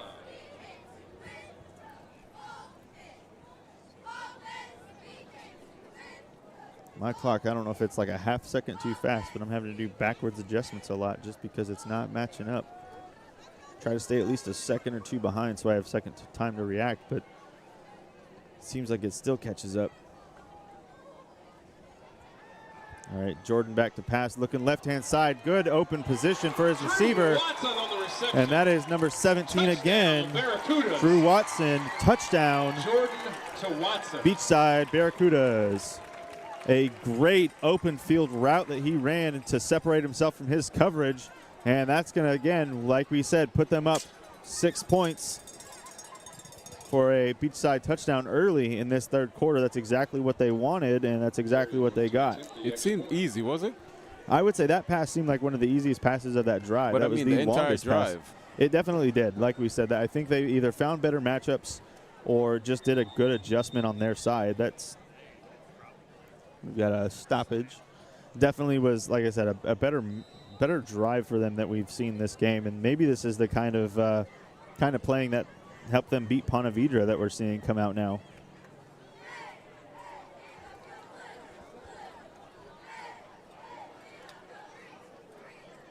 The snap, the kick, nearly blocked again by Chase Donaldson. He's getting through really well. He's just not quite there. I would say maybe give up the body a little bit, Chase, and dive, and you might have that, but good effort nonetheless. The extra point is good, and that will put Beachside up 17-10 to start the third quarter. That's exactly the start that they wanted, and we'll see if Fleming has had any time to get their offense in line and do the same adjustment that they had and maybe run this down the field to match it up. At this point, if this is the game, it's going to either come down to time or turnovers. Chile calls it exactly what it was. D-line and secondary need better communication. They were not having the communication or the actual separation and coverage that they needed that drive, and it showed. Beachside making easy work on that drive, scoring in less than 3 minutes. Wow. It is 9:40 left. They effectively scored in 2 minutes, 20 seconds. Not good. If you're Fleming Island, that is. No, because, I mean, it shows that if they, speed up a little bit, that's a 2-minute offense. Yep. That's, I mean, especially if you go into the fourth quarter and they run that 2-minute offense again, and it's just as easy. This one is going to be fielded at the 1 by Donaldson, right at the goal line. He's going to bring it out. He's got looking for open field, and he gets met from the backside by number 44, Tyler Richardson. And he will get it to the 26. And we'll have to see if Fleming's adjustment that they did before the half is going to continue to work, or if they're going to switch it up again, try to keep Beachside on their toes. Their run game at their last drive of the first half was, key, I would say, in keeping them in the game, especially if with Beachside's adjustment. And they've got, looks like Zion Longmire in the back. Run game. And they're going to, no, it's not Longmire. It's number 15. That's Cedric McNeil. This one was a pass intended, looked like for McNeil, and communication was not there. So the pass will go incomplete. McNeil had his back turned. Running the crowd in the middle didn't like it at all. It's, I mean, depending on how Fleming wants to play the game, they definitely know how to shove the ball up the middle if they can, if their offensive line is doing good enough. But if there's no hole, don't run into a defensive wall stopping her up. And there's going to be a stoppage, I think potentially an encroachment. There were a couple of jumps. No, it's going to be a false start on Fleming, and there's some penalty yardage on top of a non-complete or incomplete first down, so that'll push them back. Penalties. Penalty yardage, 2nd and 15 to start. That play looked like it was a reverse that they were intending, but it was, had the tackle been made, it would have been stopped pretty close to the backfield. So maybe a fortunate penalty yardage. Oh, there's the encroachment. 13 came steaming across, and that's going to give him the yardage back. And that's going to push them forward 5. And 2nd and 10 instead of 2nd and 15. 13 was trying to read that, and he just mistimed it. Had he rush of blood. Yeah, I mean, had he had that just maybe a half second later, he would have been clear into the backfield. I don't know if if the left tackle would have been enough to do anything. It's going to be a keeper by Gentry. He's going to go forward for a couple yards. Forward progress will call it. Looks like maybe 2. The laylock. 0, meet 5. And it looks like Sean Blaylock on the initial stop, and they'll credit him with that. And that'll bring up 3rd and 8. Steph, this is live. And Celia, Beachside's previous score. Yeah, I mean, if it works, it works. I mean, whether they run into the wall in the middle or if they, find a hole, it's working for them. And Fleming's answer right now is almost non-existent. Pass right-hand side of the field. He breaks the tackle, has the first down. That was to, looks like number 2, Stevenson. Still trying to get the number. That is to number 2, Tristan Stevenson. So good first down. And that'll be a first down for Fleming. Home team leads 17-10 over the visiting Golden Eagles from Fleming Island. 8:39 remaining. And looks like they're going to run it on the right-hand side. This is number 15, Cedric McNeil. And he's got a good carry there to get them some yardage.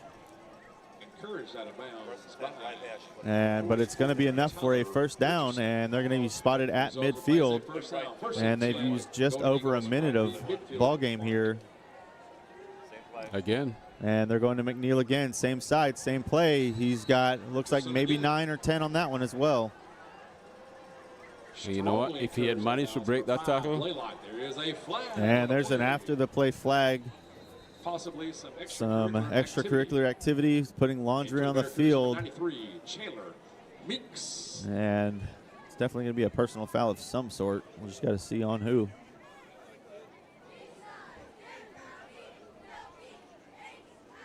And I think it might be coming back. Dead ball foul, yep, on Fleming. On the Golden Eagles, that'll back them at 15. So 8:22, and this will push a first down, potential first down play back. And they will start with a first and, I mean, with where it's hashed in 19. It should be a first and 20, but it looks like they're going to say 19. Or sorry, second and 19. How is that a legal formation? They got too many people in the backfield. They've got five. If, oh wait, he just checked on. Pass to the left-hand side to Stevenson. He's got a little bit of room, and he'll make his way out of bounds. And gain of, let's say 8 on the play. And it'll be a 3rd and 12. Pursued by 26, Joshua Jackson on the play.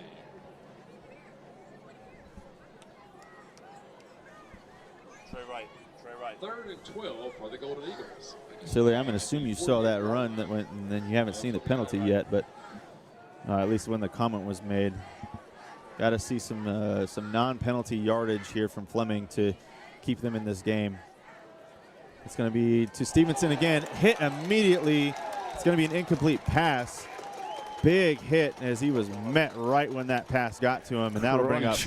Yeah, you heard that one. It looks like I didn't even see who made the hit because it came in so fast. I think it was 26. Yep, 26. Joshua Jackson. And it was 26, Joshua Jackson. That'll bring up 4th and 12. And one thing to note, the first punt from Fleming we've seen tonight.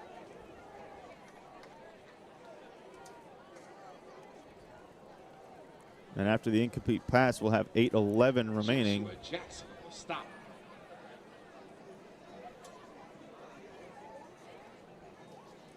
Sturdivant leaps to catch the ball, boots it away. This will be fielded after a bounce. Never mind, they'll leave it, and it will roll. We've got some rolling down to about the 7. And that'll be an 11-second runoff for Beachside to take over inside of their, deep in their own territory at about the 7-yard line. had some nice pushing and shoving on the bottom side of the screen from number 44, Landon Dove, and I believe number 40 was who it was, Dalton LaRue. Or LaRoux, however they want to pronounce that. L-A-R-O-U-X. LaRoux. That's what I thought. See, I'm just overcomplicating names. That's all it is. That's why you beat your tongue. Uh-oh, I'm sorry. They're going to hand it off here to number 2, and he's met right around the line of scrimmage. They're actually going to spot them initially, looks like at the 9, and that'll bring up second down after a gain of 1, 2nd and 9.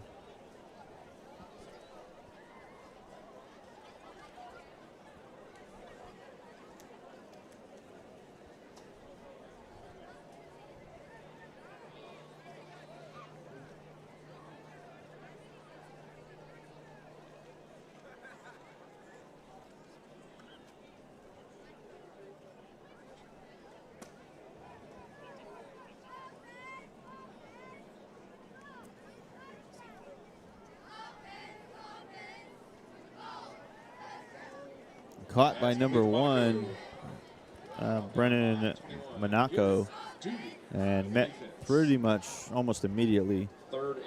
And that'll bring up 3rd down. For the Barracudas. And he did get a gain on the play, so 3rd and 5.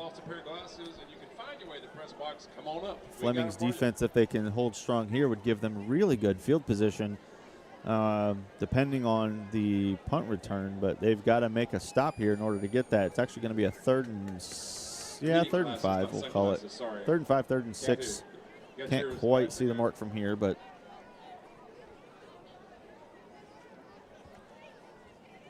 passing play, midfield, caught number 12, and he's got the first down.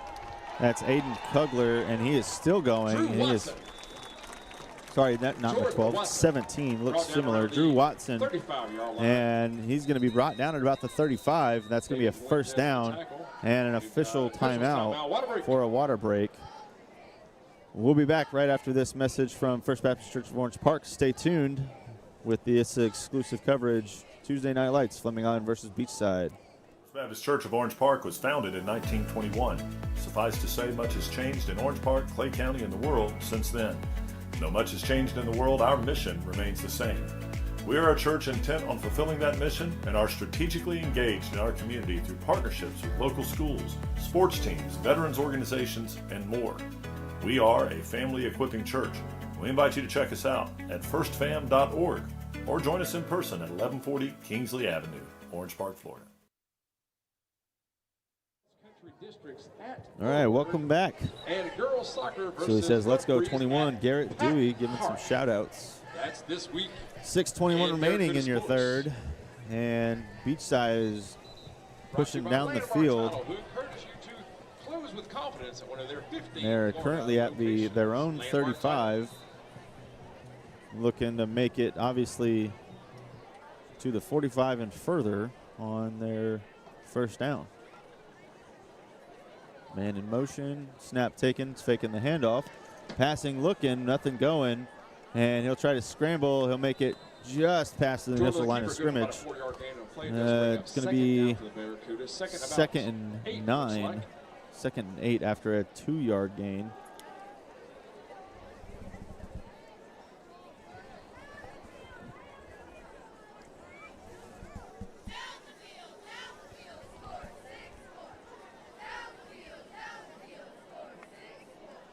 They are going to hand it off this time, and he's going to be met at the initial line of scrimmage where the 1st and 10 was. 3rd down, maybe a loss of 1 instead of 2. Yeah, loss of 1, so 3rd and 9 instead of a 3rd and 8. And that was Vincent Galella on the carry. Who?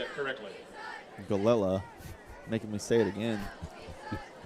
3rd and 9 here.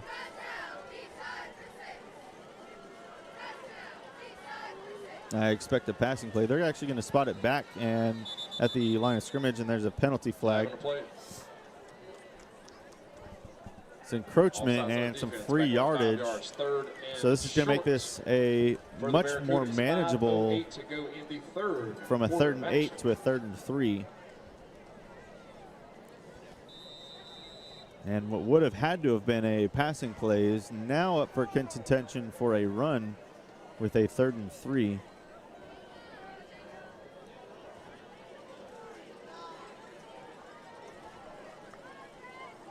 They are going to pass, and it's a screen, and he will have the first down yardage, and a little more. And that is Drew Watson once again, number 17. First down, Beachside. Pushing past midfield, spotting the ball at the Fleming 45. Beautifully painted on the field by our turf management team.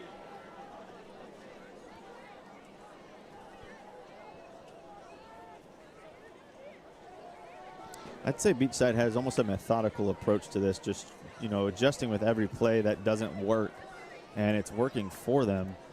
The penalty yardage isn't helping at all. That running play initially hit, and looks like number 19 was there, David Fuentes, and he is a little slow to get up. Holding on to the arm there. Yeah, a little slow to get up. It does get some forward progress, and 2nd and 6 is what we'll call it after the final stop. Of the Golden Eagles. I think the final stop went to number 21, Garrett Dewey, after David Fuentes had the initial contact.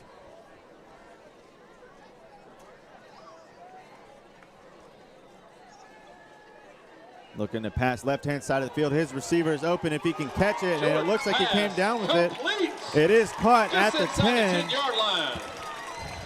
And that is number 17 again, Drew Watson. He's going to be an all-star for them tonight on this passing game. His matchup is heavily in his favor right now, as he's showing. He's outgunning every route. And that's going to be a huge first down for them from the 45 all the way down to the, technically just past the 45, right about the 41 down to the 10. A huge first down inside red zone territory for a 1st and goal. And a touchdown here would be a 2-drive lead or 2-score lead, and Fleming has gone unanswered. And that's to him again. Oh, beautiful. Big pass. Beautifully caught, extending the arms, getting there. That puts up 6 more. Drew Watson, and I don't know if I could call a more beautiful catch than that. Beautiful extension, reaching out, grabbing the ball with nearly it was beautifully led, just nearly too far in front of him, and he does the good job of the receiver, grabs the ball and puts him 6 more on the board, 23-10. And the point after being attempted now by Owen Carey. Got to give credit where it's due. That was a beautiful catch. Kick is up, and it is soaring above the uprights. That is good. Beachside now leads, 14-point lead, 24-10 over Fleming Island. 3:37 remaining in your third. Definitely going to have to see some adjustment from Fleming here if they want to stay in this game. That's 2 unanswered touchdowns. They've got this chance to answer back, and they're going to have to if they want to stay in this game. That is for sure. I mean, their defense is doing a really good job, or at least attempting to, but Beachside is navigating and adjusting beautifully, and Fleming's not being able to keep up. Their offense has to do something in order to stay in this game. Big Dog Thomas says it. I mean, I was thinking it might want to double that kid up or something. I mean, they've got number 18, Maddox Hunstead, who's had some catches, and he's got some good high point leaping catches. But number 17, Drew Watson, has been their go-to for these quick gains and a couple of these long balls, and that's his 2nd touchdown of the night. And you also got to credit the throw there. Absolutely, that was beautiful throw by Eddie Jordan. Nice and flat.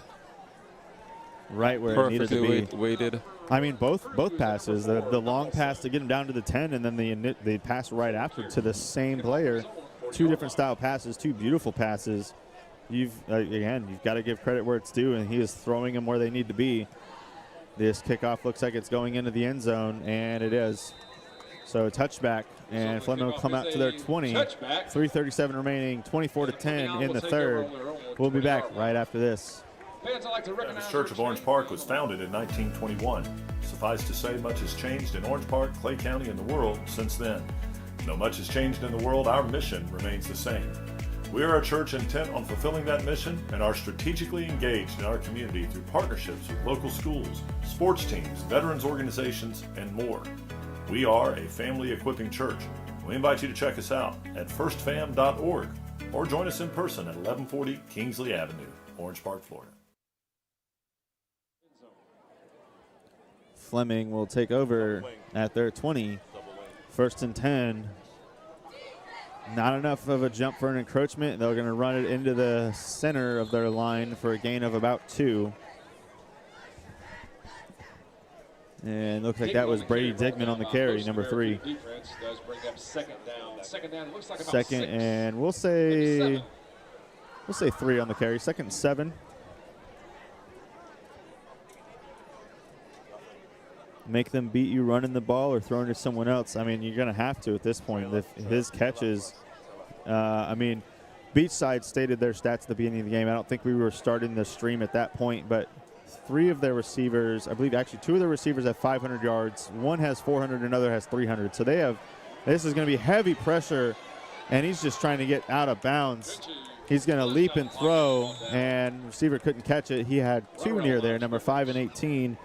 Number 5 is Oliver Pachota. Number 18 was Noah Volton, both receivers, and neither of them coming up with the ball. Good scramble by Dewey to avoid a sack, and leaping as he's coming out of bounds to try to get that ball for no loss.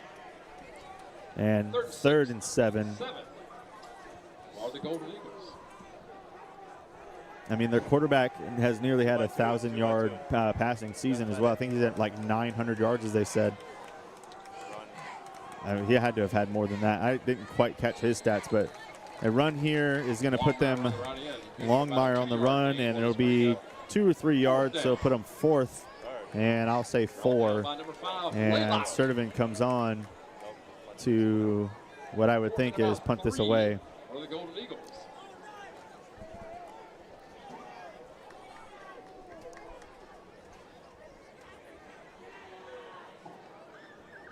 Fourth and 4, and I haven't even run the clock. It's going to be 2:42 remaining.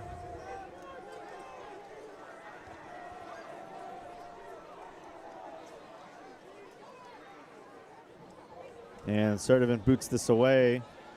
It bounces right around the 42, fielded by number 14 on the run, and he'll get right around to the 38. Drew Aldrich.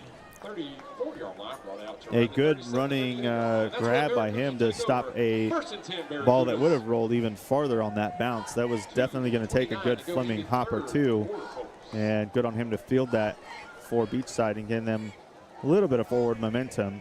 They're going to start at their own 39, 1st and 10.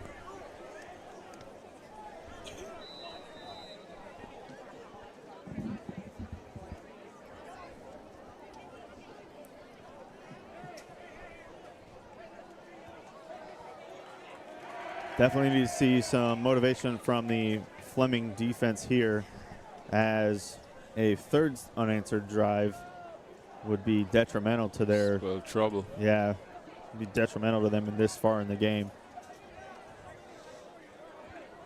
Maybe in the first half, but this is going to be caught by number 18, and he is going to be tripped up and tackled by number 4, Chase Donaldson. Good stop to prevent any more yardage. Looks like about 3 yards on the play. 2nd and 7.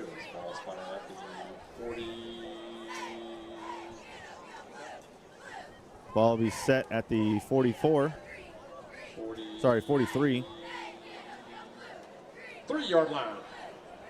2 minutes to go in the 3rd quarter.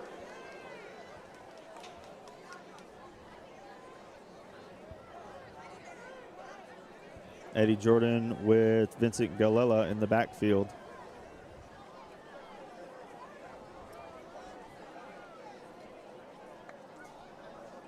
Looking to pass again. Number 18 once again stopped initially by Donaldson, and number 21 Garrett Dewey comes in to support. Barracudas. Still a little gain, about 2 or 3. It's going to be 3rd down and 3. The quarterback, man, he's got an arm. He definitely does. He's got good reads. I mean, these are designed as short little quick gain passes, and they're working for him, especially with how he's reading the defense. And if it's Fleming, you almost want to play closer, but I would say on the far side of the field, they're playing a little too close. They're covered up by our logo. But this is going to be a designed run, and he's just going to drag defenders. First down, Barracudas. Vincent Galilla on the carry, and he's got enough for the first down, just dragging defenders. Who was that? Galilla. How many times am I going to say it? Listen to you. I'm catching it. I'm getting it. But like I said, number 17 on the far side of the field, Drew Watson. His coverage is up close, trying to stop him at the line, and that's smart. But at the same time, if you don't stop him there and he breaks free, he's going to be gone. He's gone. Yep. They've got him matched up this time with, it looks like, Cruz on the far side. And this is going to be a handoff. Once again, number 2 gaining 2 or 3. And finally stopped by a cluster of Eagles.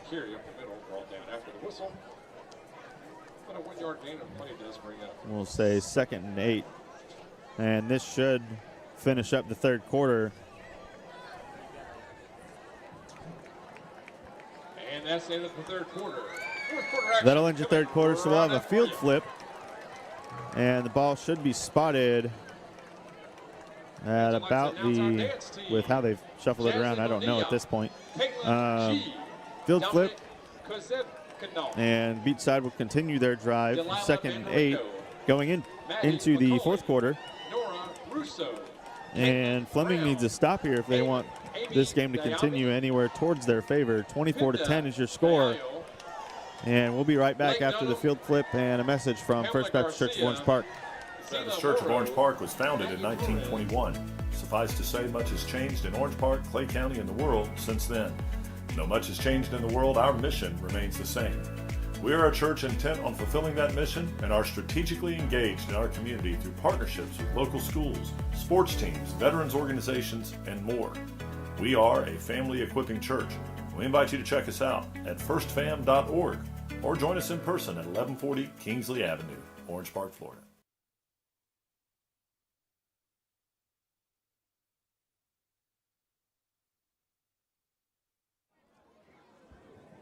Welcome back. It's going to be the start of your 4th quarter here at Beachside.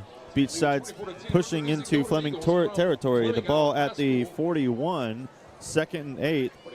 Last quarter, 12 minutes of play, and they've got a 14-point lead, 2-possession lead over Fleming. And they are doing really well to push themselves down the field. Pass is going to be caught. Number 1, we've called him once or twice, Brennan Monaco. And he's still trying, or Monaco, there we go. Monaco, he's still juking, and that's going to be a first down.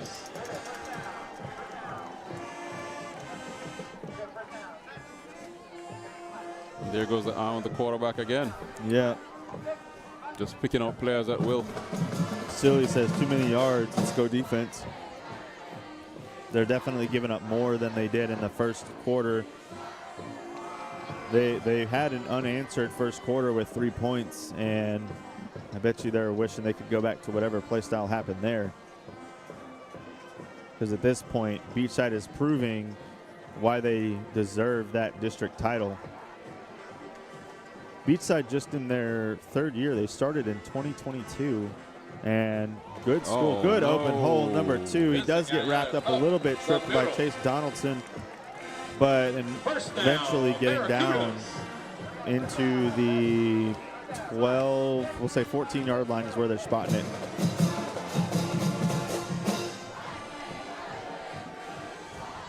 A huge run from him, putting them inside the red zone and on the verge of another touchdown.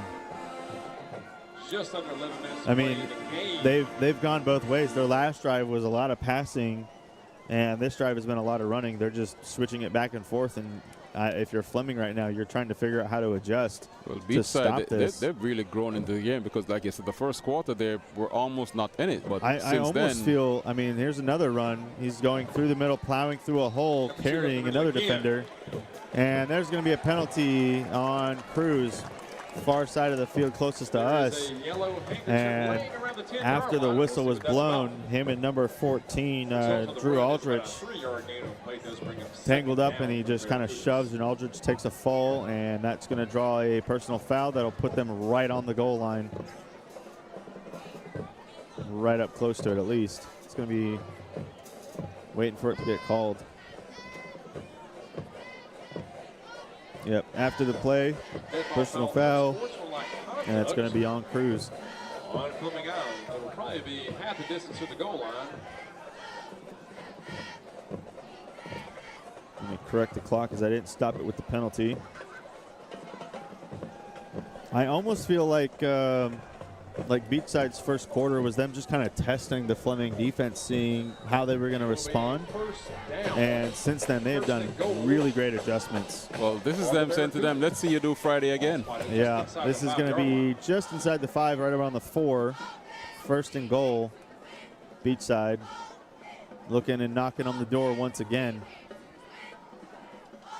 Looking to pass, and he's going to scramble, forcing himself forward. He gets to about the 1. Second and goal from the 1. That was number 11, Eddie Jordan, the quarterback, on the keeper. Timeout on the field. And there's going to be a timeout as it looks like he's slow to get up. If that's who that is, no, it is a Fleming player. I was say if that's the quarterback, that's going to be detrimental to Beachside, but it is a Fleming player. It looks like number 47, Thomas Thrasher. He is one of their defensive linemen and a senior and critical to their defense. And we'll all kind of take a kneel as we let the trainers tend to him and get him taken care of. While they're doing that, we'll take a break and hear once again from First Baptist Church of Orange Park. First Baptist Church of Orange Park was founded in 1921. Suffice to say, much has changed in Orange Park, Clay County, and the world since then. Though much has changed in the world, our mission remains the same. We are a church intent on fulfilling that mission and are strategically engaged in our community through partnerships with local schools, sports teams, veterans organizations, and more. We'll fade it back pretty quickly as pretty much right as soon as we started taking our break, he got up under his own power. It looks like he was clenching his ribs or his arm a little bit. Clock is rolling right around the 9:40 mark. Second and goal from, we'll say, the 2. They're going to fake the handoff, try to push it up the center. And it looks like Fleming might have pulled him backwards, and he does get it in. Touchdown, Eddie Jordan. Beachside leads by 20. 9:25 to go. New score of 30-10 in favor of the Barracudas. 9:25 remaining as I sync up the clocks. And Owen Carey will come on to kick the extra point and try to put this a 21-point lead, three-score lead. That was a good fake to Galella, and Jordan took the ball himself, and then it had his teammates come in and help him kind of shove himself in.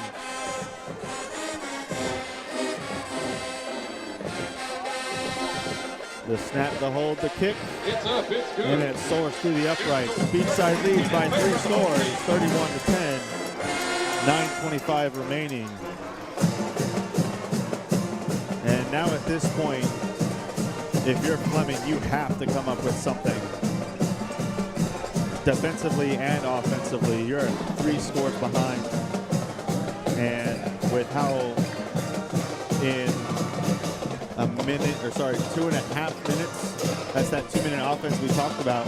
In 2.5 minutes, multiple times tonight, Beachside has pushed down and scored on you, and it's just continuing.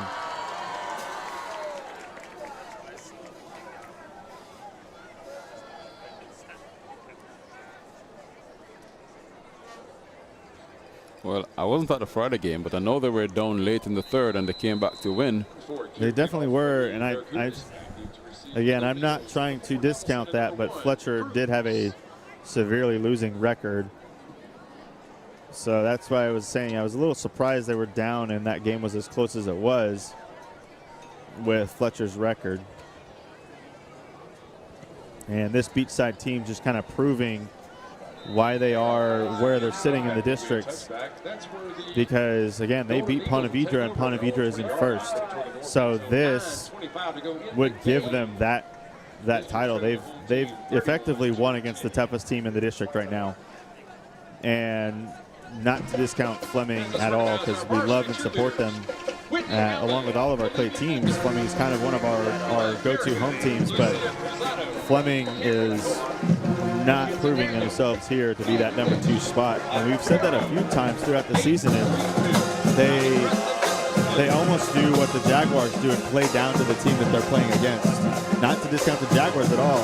Obviously, Jaguars are a local NFL team, but it seems like that's the play style that's happening with Fleming. They're playing down. They're not doing as well as they have, and they've got to do better on this drive. As tipped. And a low block hurdles one of the offensive linemen, and he is slow to get up. Peyton Manley, Ramsey McFarland. And it's going to be a second down, no gain on the play. Echo Rymiller, Taylor Shaw, Sidney Shaney, Presley Smith, Julia Stevens, Riley Templeton, Haley Wildermuth, and Ava Shields. 9:22 remaining.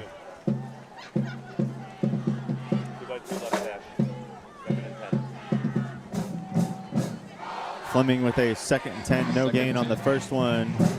Looks like they're going to hand it off again, and he will be trailed from behind and brought down. And that's number 13, Marco Lanza. By 93, Chandler Meeks. And they're going to give credit also to 93, Chandler Meeks, Probably a little help for the chase down. And that'll bring up a 3rd and 8. And most likely Dalton LaRue is in there as well. 3rd down, 3rd and long for the Golden Eagles. And if you're the Eagles here as well, I mean, I know you're deep in your territory. There's a passing play, high pointed by Stevenson, and he has it. And his knee will go down. He will have the first down, so that's pushing him down the field. Number 2, Tristan Stevens brings up a 1st down for the Golden Eagles. It looks like it's a 1st down.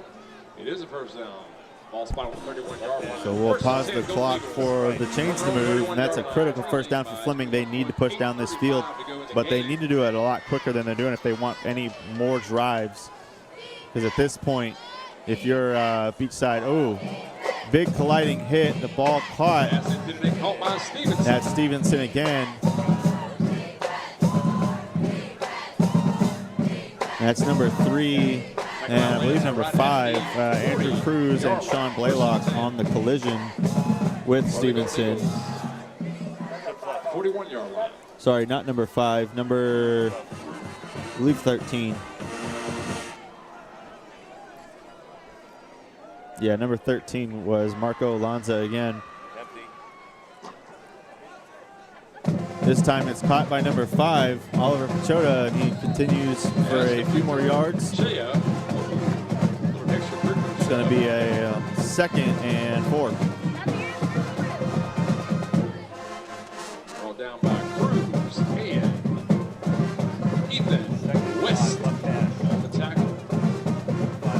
Result of the reception is 2nd down. 2nd down looks like about 4 for the Golden Eagles. Ball spotted at the 48-yard line. 7.5 minutes to go in the game. 2nd and, we'll say 3 actually. Looking to pass. Pocket kind of collapsing. No holding call coming in. Actually, there's a penalty flag. I think that's the holding call I was looking for. That'll stop the play after a 2-yard gain, and I think this is going to be coming back. Holding on offense. Yeah, holding on the offense. That's the call I thought I saw and was waiting for. And it does come in, so that'll push any gain back that Fleming has already had. Offense, back about 5 yards, replay 2nd down. And 2nd and... I'm sorry, back about 10 yards, replay 2nd down. 2nd 13 after the 10-yard penalty. Second 13. Second 13. Right.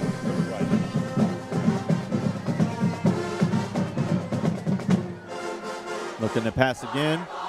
Checking it down outside of the arm grasp of Ryan Celiak, number 10. Celiak. And that'll bring up third and 13. Third down for the Golden Eagles. Third looks like around 13. 13-14 is what Mr. Meeks says, and I'll go with that. 13. And for the Barracudas, number 44, Tyler Richardson. Third. Trips right. Trips right.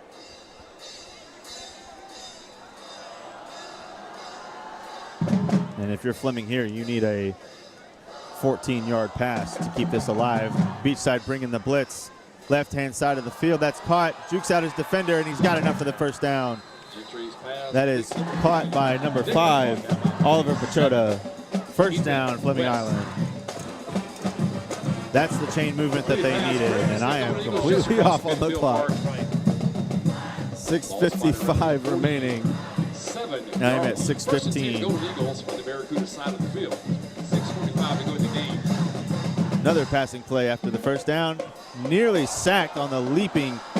Gentry's going to lob it, and that's in the air. And this is going to be intercepted. Number 7, Aiden Tan. That is Aiden Tan. The Tan man on the interception. And that is not what Fleming needed for their drive. Gentry lobs that one over, and a miscommunication between how detrimental of a situation he was in and his receiver's route.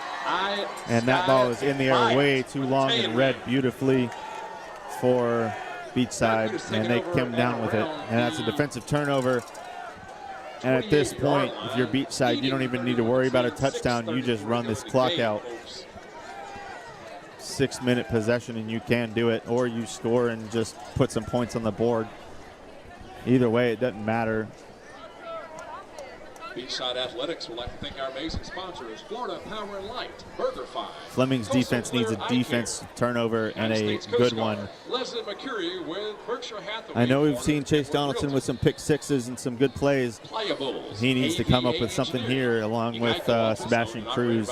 They're two key defensive players on the corner and on the safety side. Your local State Farm office, owned and operated by Tim Murphy. 6:34 remaining in the fourth. 31-10. Beachside with the ball after a interception from Gentry. Trying to pass deep after some severe pressure with a blitz. Beachside decides to hand it off and run it, and Vincent Galella brought down by 17. Ty Street after about a 3-yard gain. And he'll gain 3 on the play, and it'll be 2nd and 7. Clock starts to run. Second down for the Barracudas and 7 yards to gain for a new set of downs. Just right around the 6-minute mark. Yeah, if you're Fleming's defense here, you need to play hard if you want to stay in this game. And you're going to have to effectively read these runs. Maybe punch the ball out, something. You got to have something to give you some momentum here. A defensive turnover on a fumble or an interception would be key. If you stop him on the run early, give him in a 3rd down throwing position. This one's going to be a screen out left-hand side, caught by Monaco, and that'll be enough for a first down. Alston Baker. First down, Barracudas. And that'll be 1st and 10 from the 44, Beachside side of the field.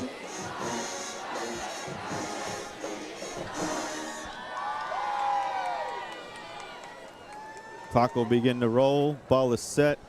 After a brief dialogue among the players, we're back to action here. Ball spotted on the 44-yard line of the Barracudas. 5:26 to go in the game. 31-10 in favor of the home team. Got 5 seconds. You're going to have to call a timeout. Timeout, offense. Silly's saying exactly what I've been saying. That's going to be a timeout by Beachside as they were running out of time on their play clock. Silly's saying offense, hopefully form better identity, set the tone, stop playing to the level of the competition and being aggressive and instead of reactive. Time to get better in the off season. I mean, I would love to agree, but the score is saying the contrary, and I know that we're obviously saying the same thing, just two different ways. If they're playing to the level, then they're going to have some scores, and they've only got the one early in the game. The defense needs to play to the level that the offense is playing on the opposing team, and the offense is playing well, so the defense needs to play well. The offense for Fleming was doing decent, What NFL player and has holds the record for the longest completed pass during an NFL game? Let's see who can sorry, Google the I'm listening fastest. to the announcer. Defense just needs to play up. They were doing really well. They're doing good stops. They had a lot of pressures, and they have since then just not been able to answer like they were. The offense obviously needs to play up and score, but the defense for Beachside hasn't done overwhelmingly good. It's just been pressures and poor decisions by the Fleming offense, potentially even the coaching staff with just the play calls. This is going to be a run design number 2. He's got a lot of open field and a first down. That's Vincent Galella again, and he's probably got 15 on that play. Galella on the carry, first down, the Barracudas. They're saying Galella is how you say it. They're saying Galella is how you say it, not Galella. I mean, that's close, but Galella. Yeah, you're just making use of all the L's, I think. Yeah, making sure that we enunciate Baker Mayfield. all of it. 70.5 yards. Apparently, Baker Mayfield holds the longest completion in NFL records, 70.5 yards. And that's what the question they were announcing was. I was just trying to listen out, but another designed run, running that clock down. Jarius Rogers on the initial stop. He'll power forward for a couple more, and I think he got about 3 or 4 on that one after. Silly, I hear you. Both sides of the ball. Yeah, absolutely. 4:15 to go in the game. Fleming has definitely had a good team, and we were talking about this a couple games ago, is they're going to have realistically a fairly similar team next year. They're going to have a couple of seniors leaving them that are key points. Notably the boot, Rogers and Cruz for sure, because obviously those are key points in their game, but penalties I think are what realistically has killed Fleming's drives and helped their opponent's offense. This is going to be caught number 17. They're going to get him the ball a little bit more, and he's going to scramble, juke, and push his way for a 4th down. And that's going to be Drew Watson once again.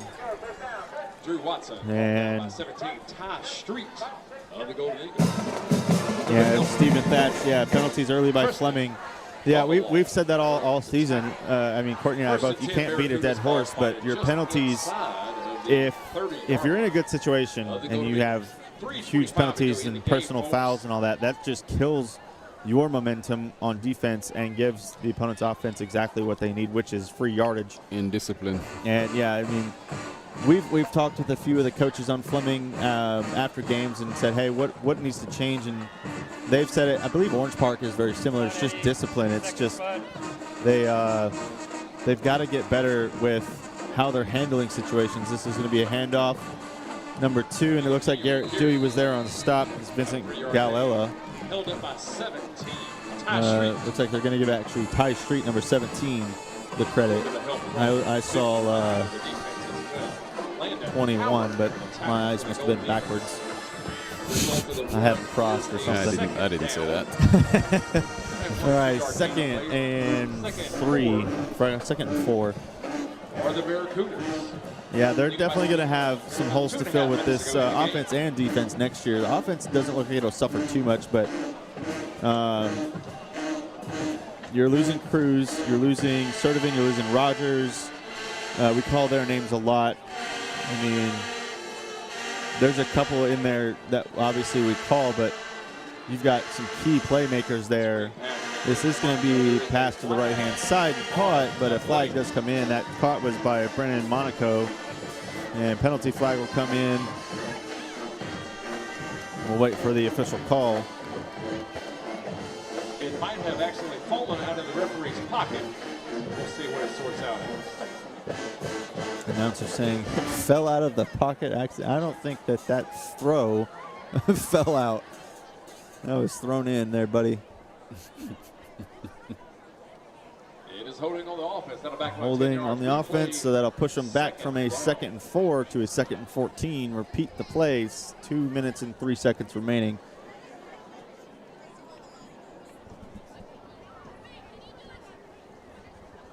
Untimely penalties, line to bully more, Silly says. They definitely, I mean, we saw them. I don't know what happened with the play style. We've said it, like I said. Their play style shifted. They were having huge pressures, huge run stops. I don't know if they just got tired or if they got, told to do different type of rushing. I'm not quite sure what the defensive line was told. But even when the defensive line was making those stops, the passing game to Drew Watson was just on point. And so it really was, a double-edged sword. Beachside just preparing to run this clock out. They need one more first down and a couple of running plays and long calls. They're going to have to call a timeout here as their clock was running out. And minute 32 remaining, 2nd and 14. We'll take our final timeout for the game as we hear from First Baptist Church of Orange Park. Trivia question for you. Again, The Church of Orange Park was founded in 1921. Suffice to say, much has changed in Orange Park, Clay County, and the world since then. Though much has changed in the world, our mission remains the same. We are a church intent on fulfilling that mission and are strategically engaged in our community through partnerships with local schools, sports teams, veterans organizations, and more. We are a family equipping church. We invite you to check us out at firstfam.org or join us in person at 1140 Kingsley Avenue, Orange Park, Florida.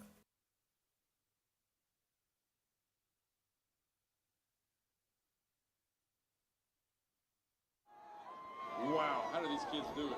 48 years old, George Blanda.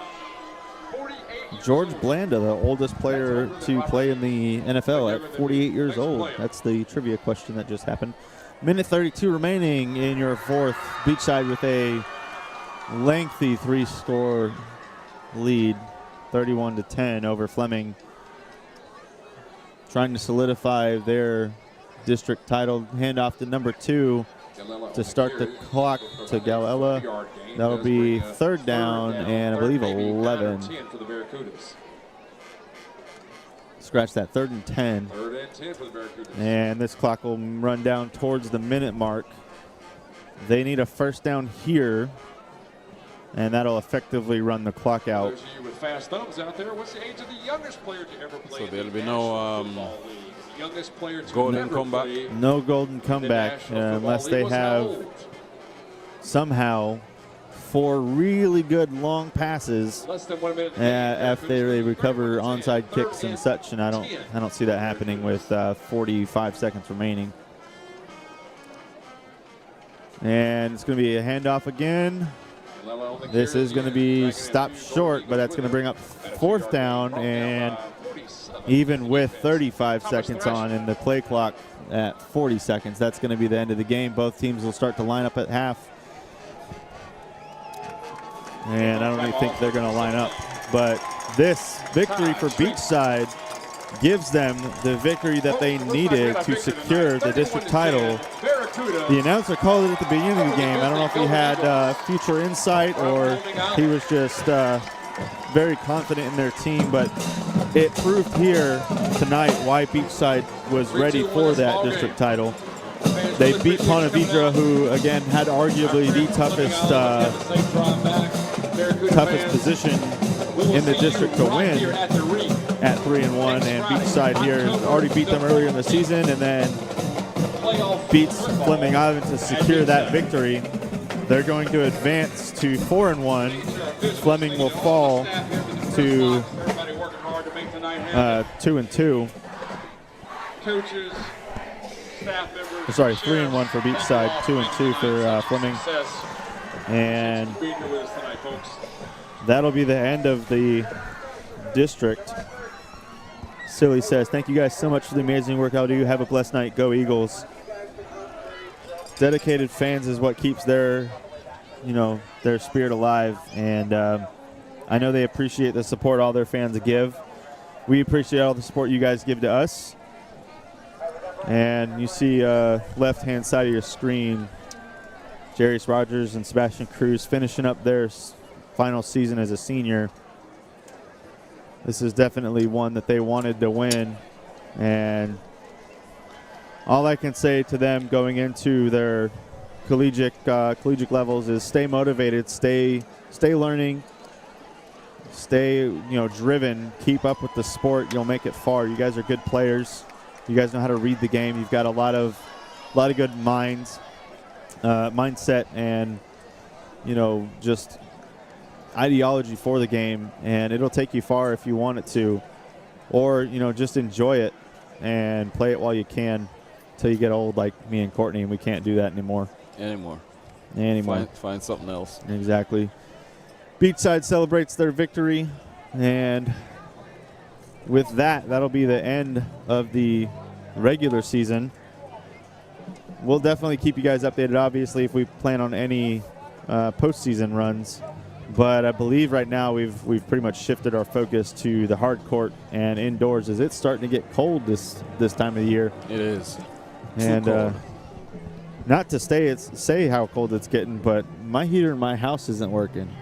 So it was 63 inside my house this morning. Wow. And I was not happy about it. So if it's cold enough to make that inside, imagine what it is outside.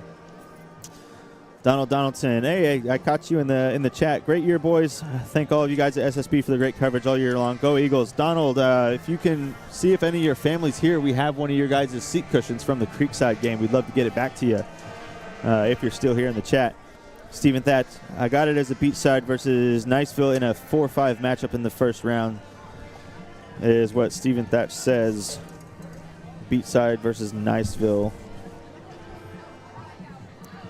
Yeah, we'll have to. We'll definitely try to keep, obviously, some stats going during. If we're covering just basketball, we'll try to keep at least verbal stats going of what's going on in the districts. Like I said, there's just a monetary side of it that is a big commitment that, as long as we have the partnership, we're absolutely wanting to do. But it's also a logistics thing of where we're going to be at in the basketball season.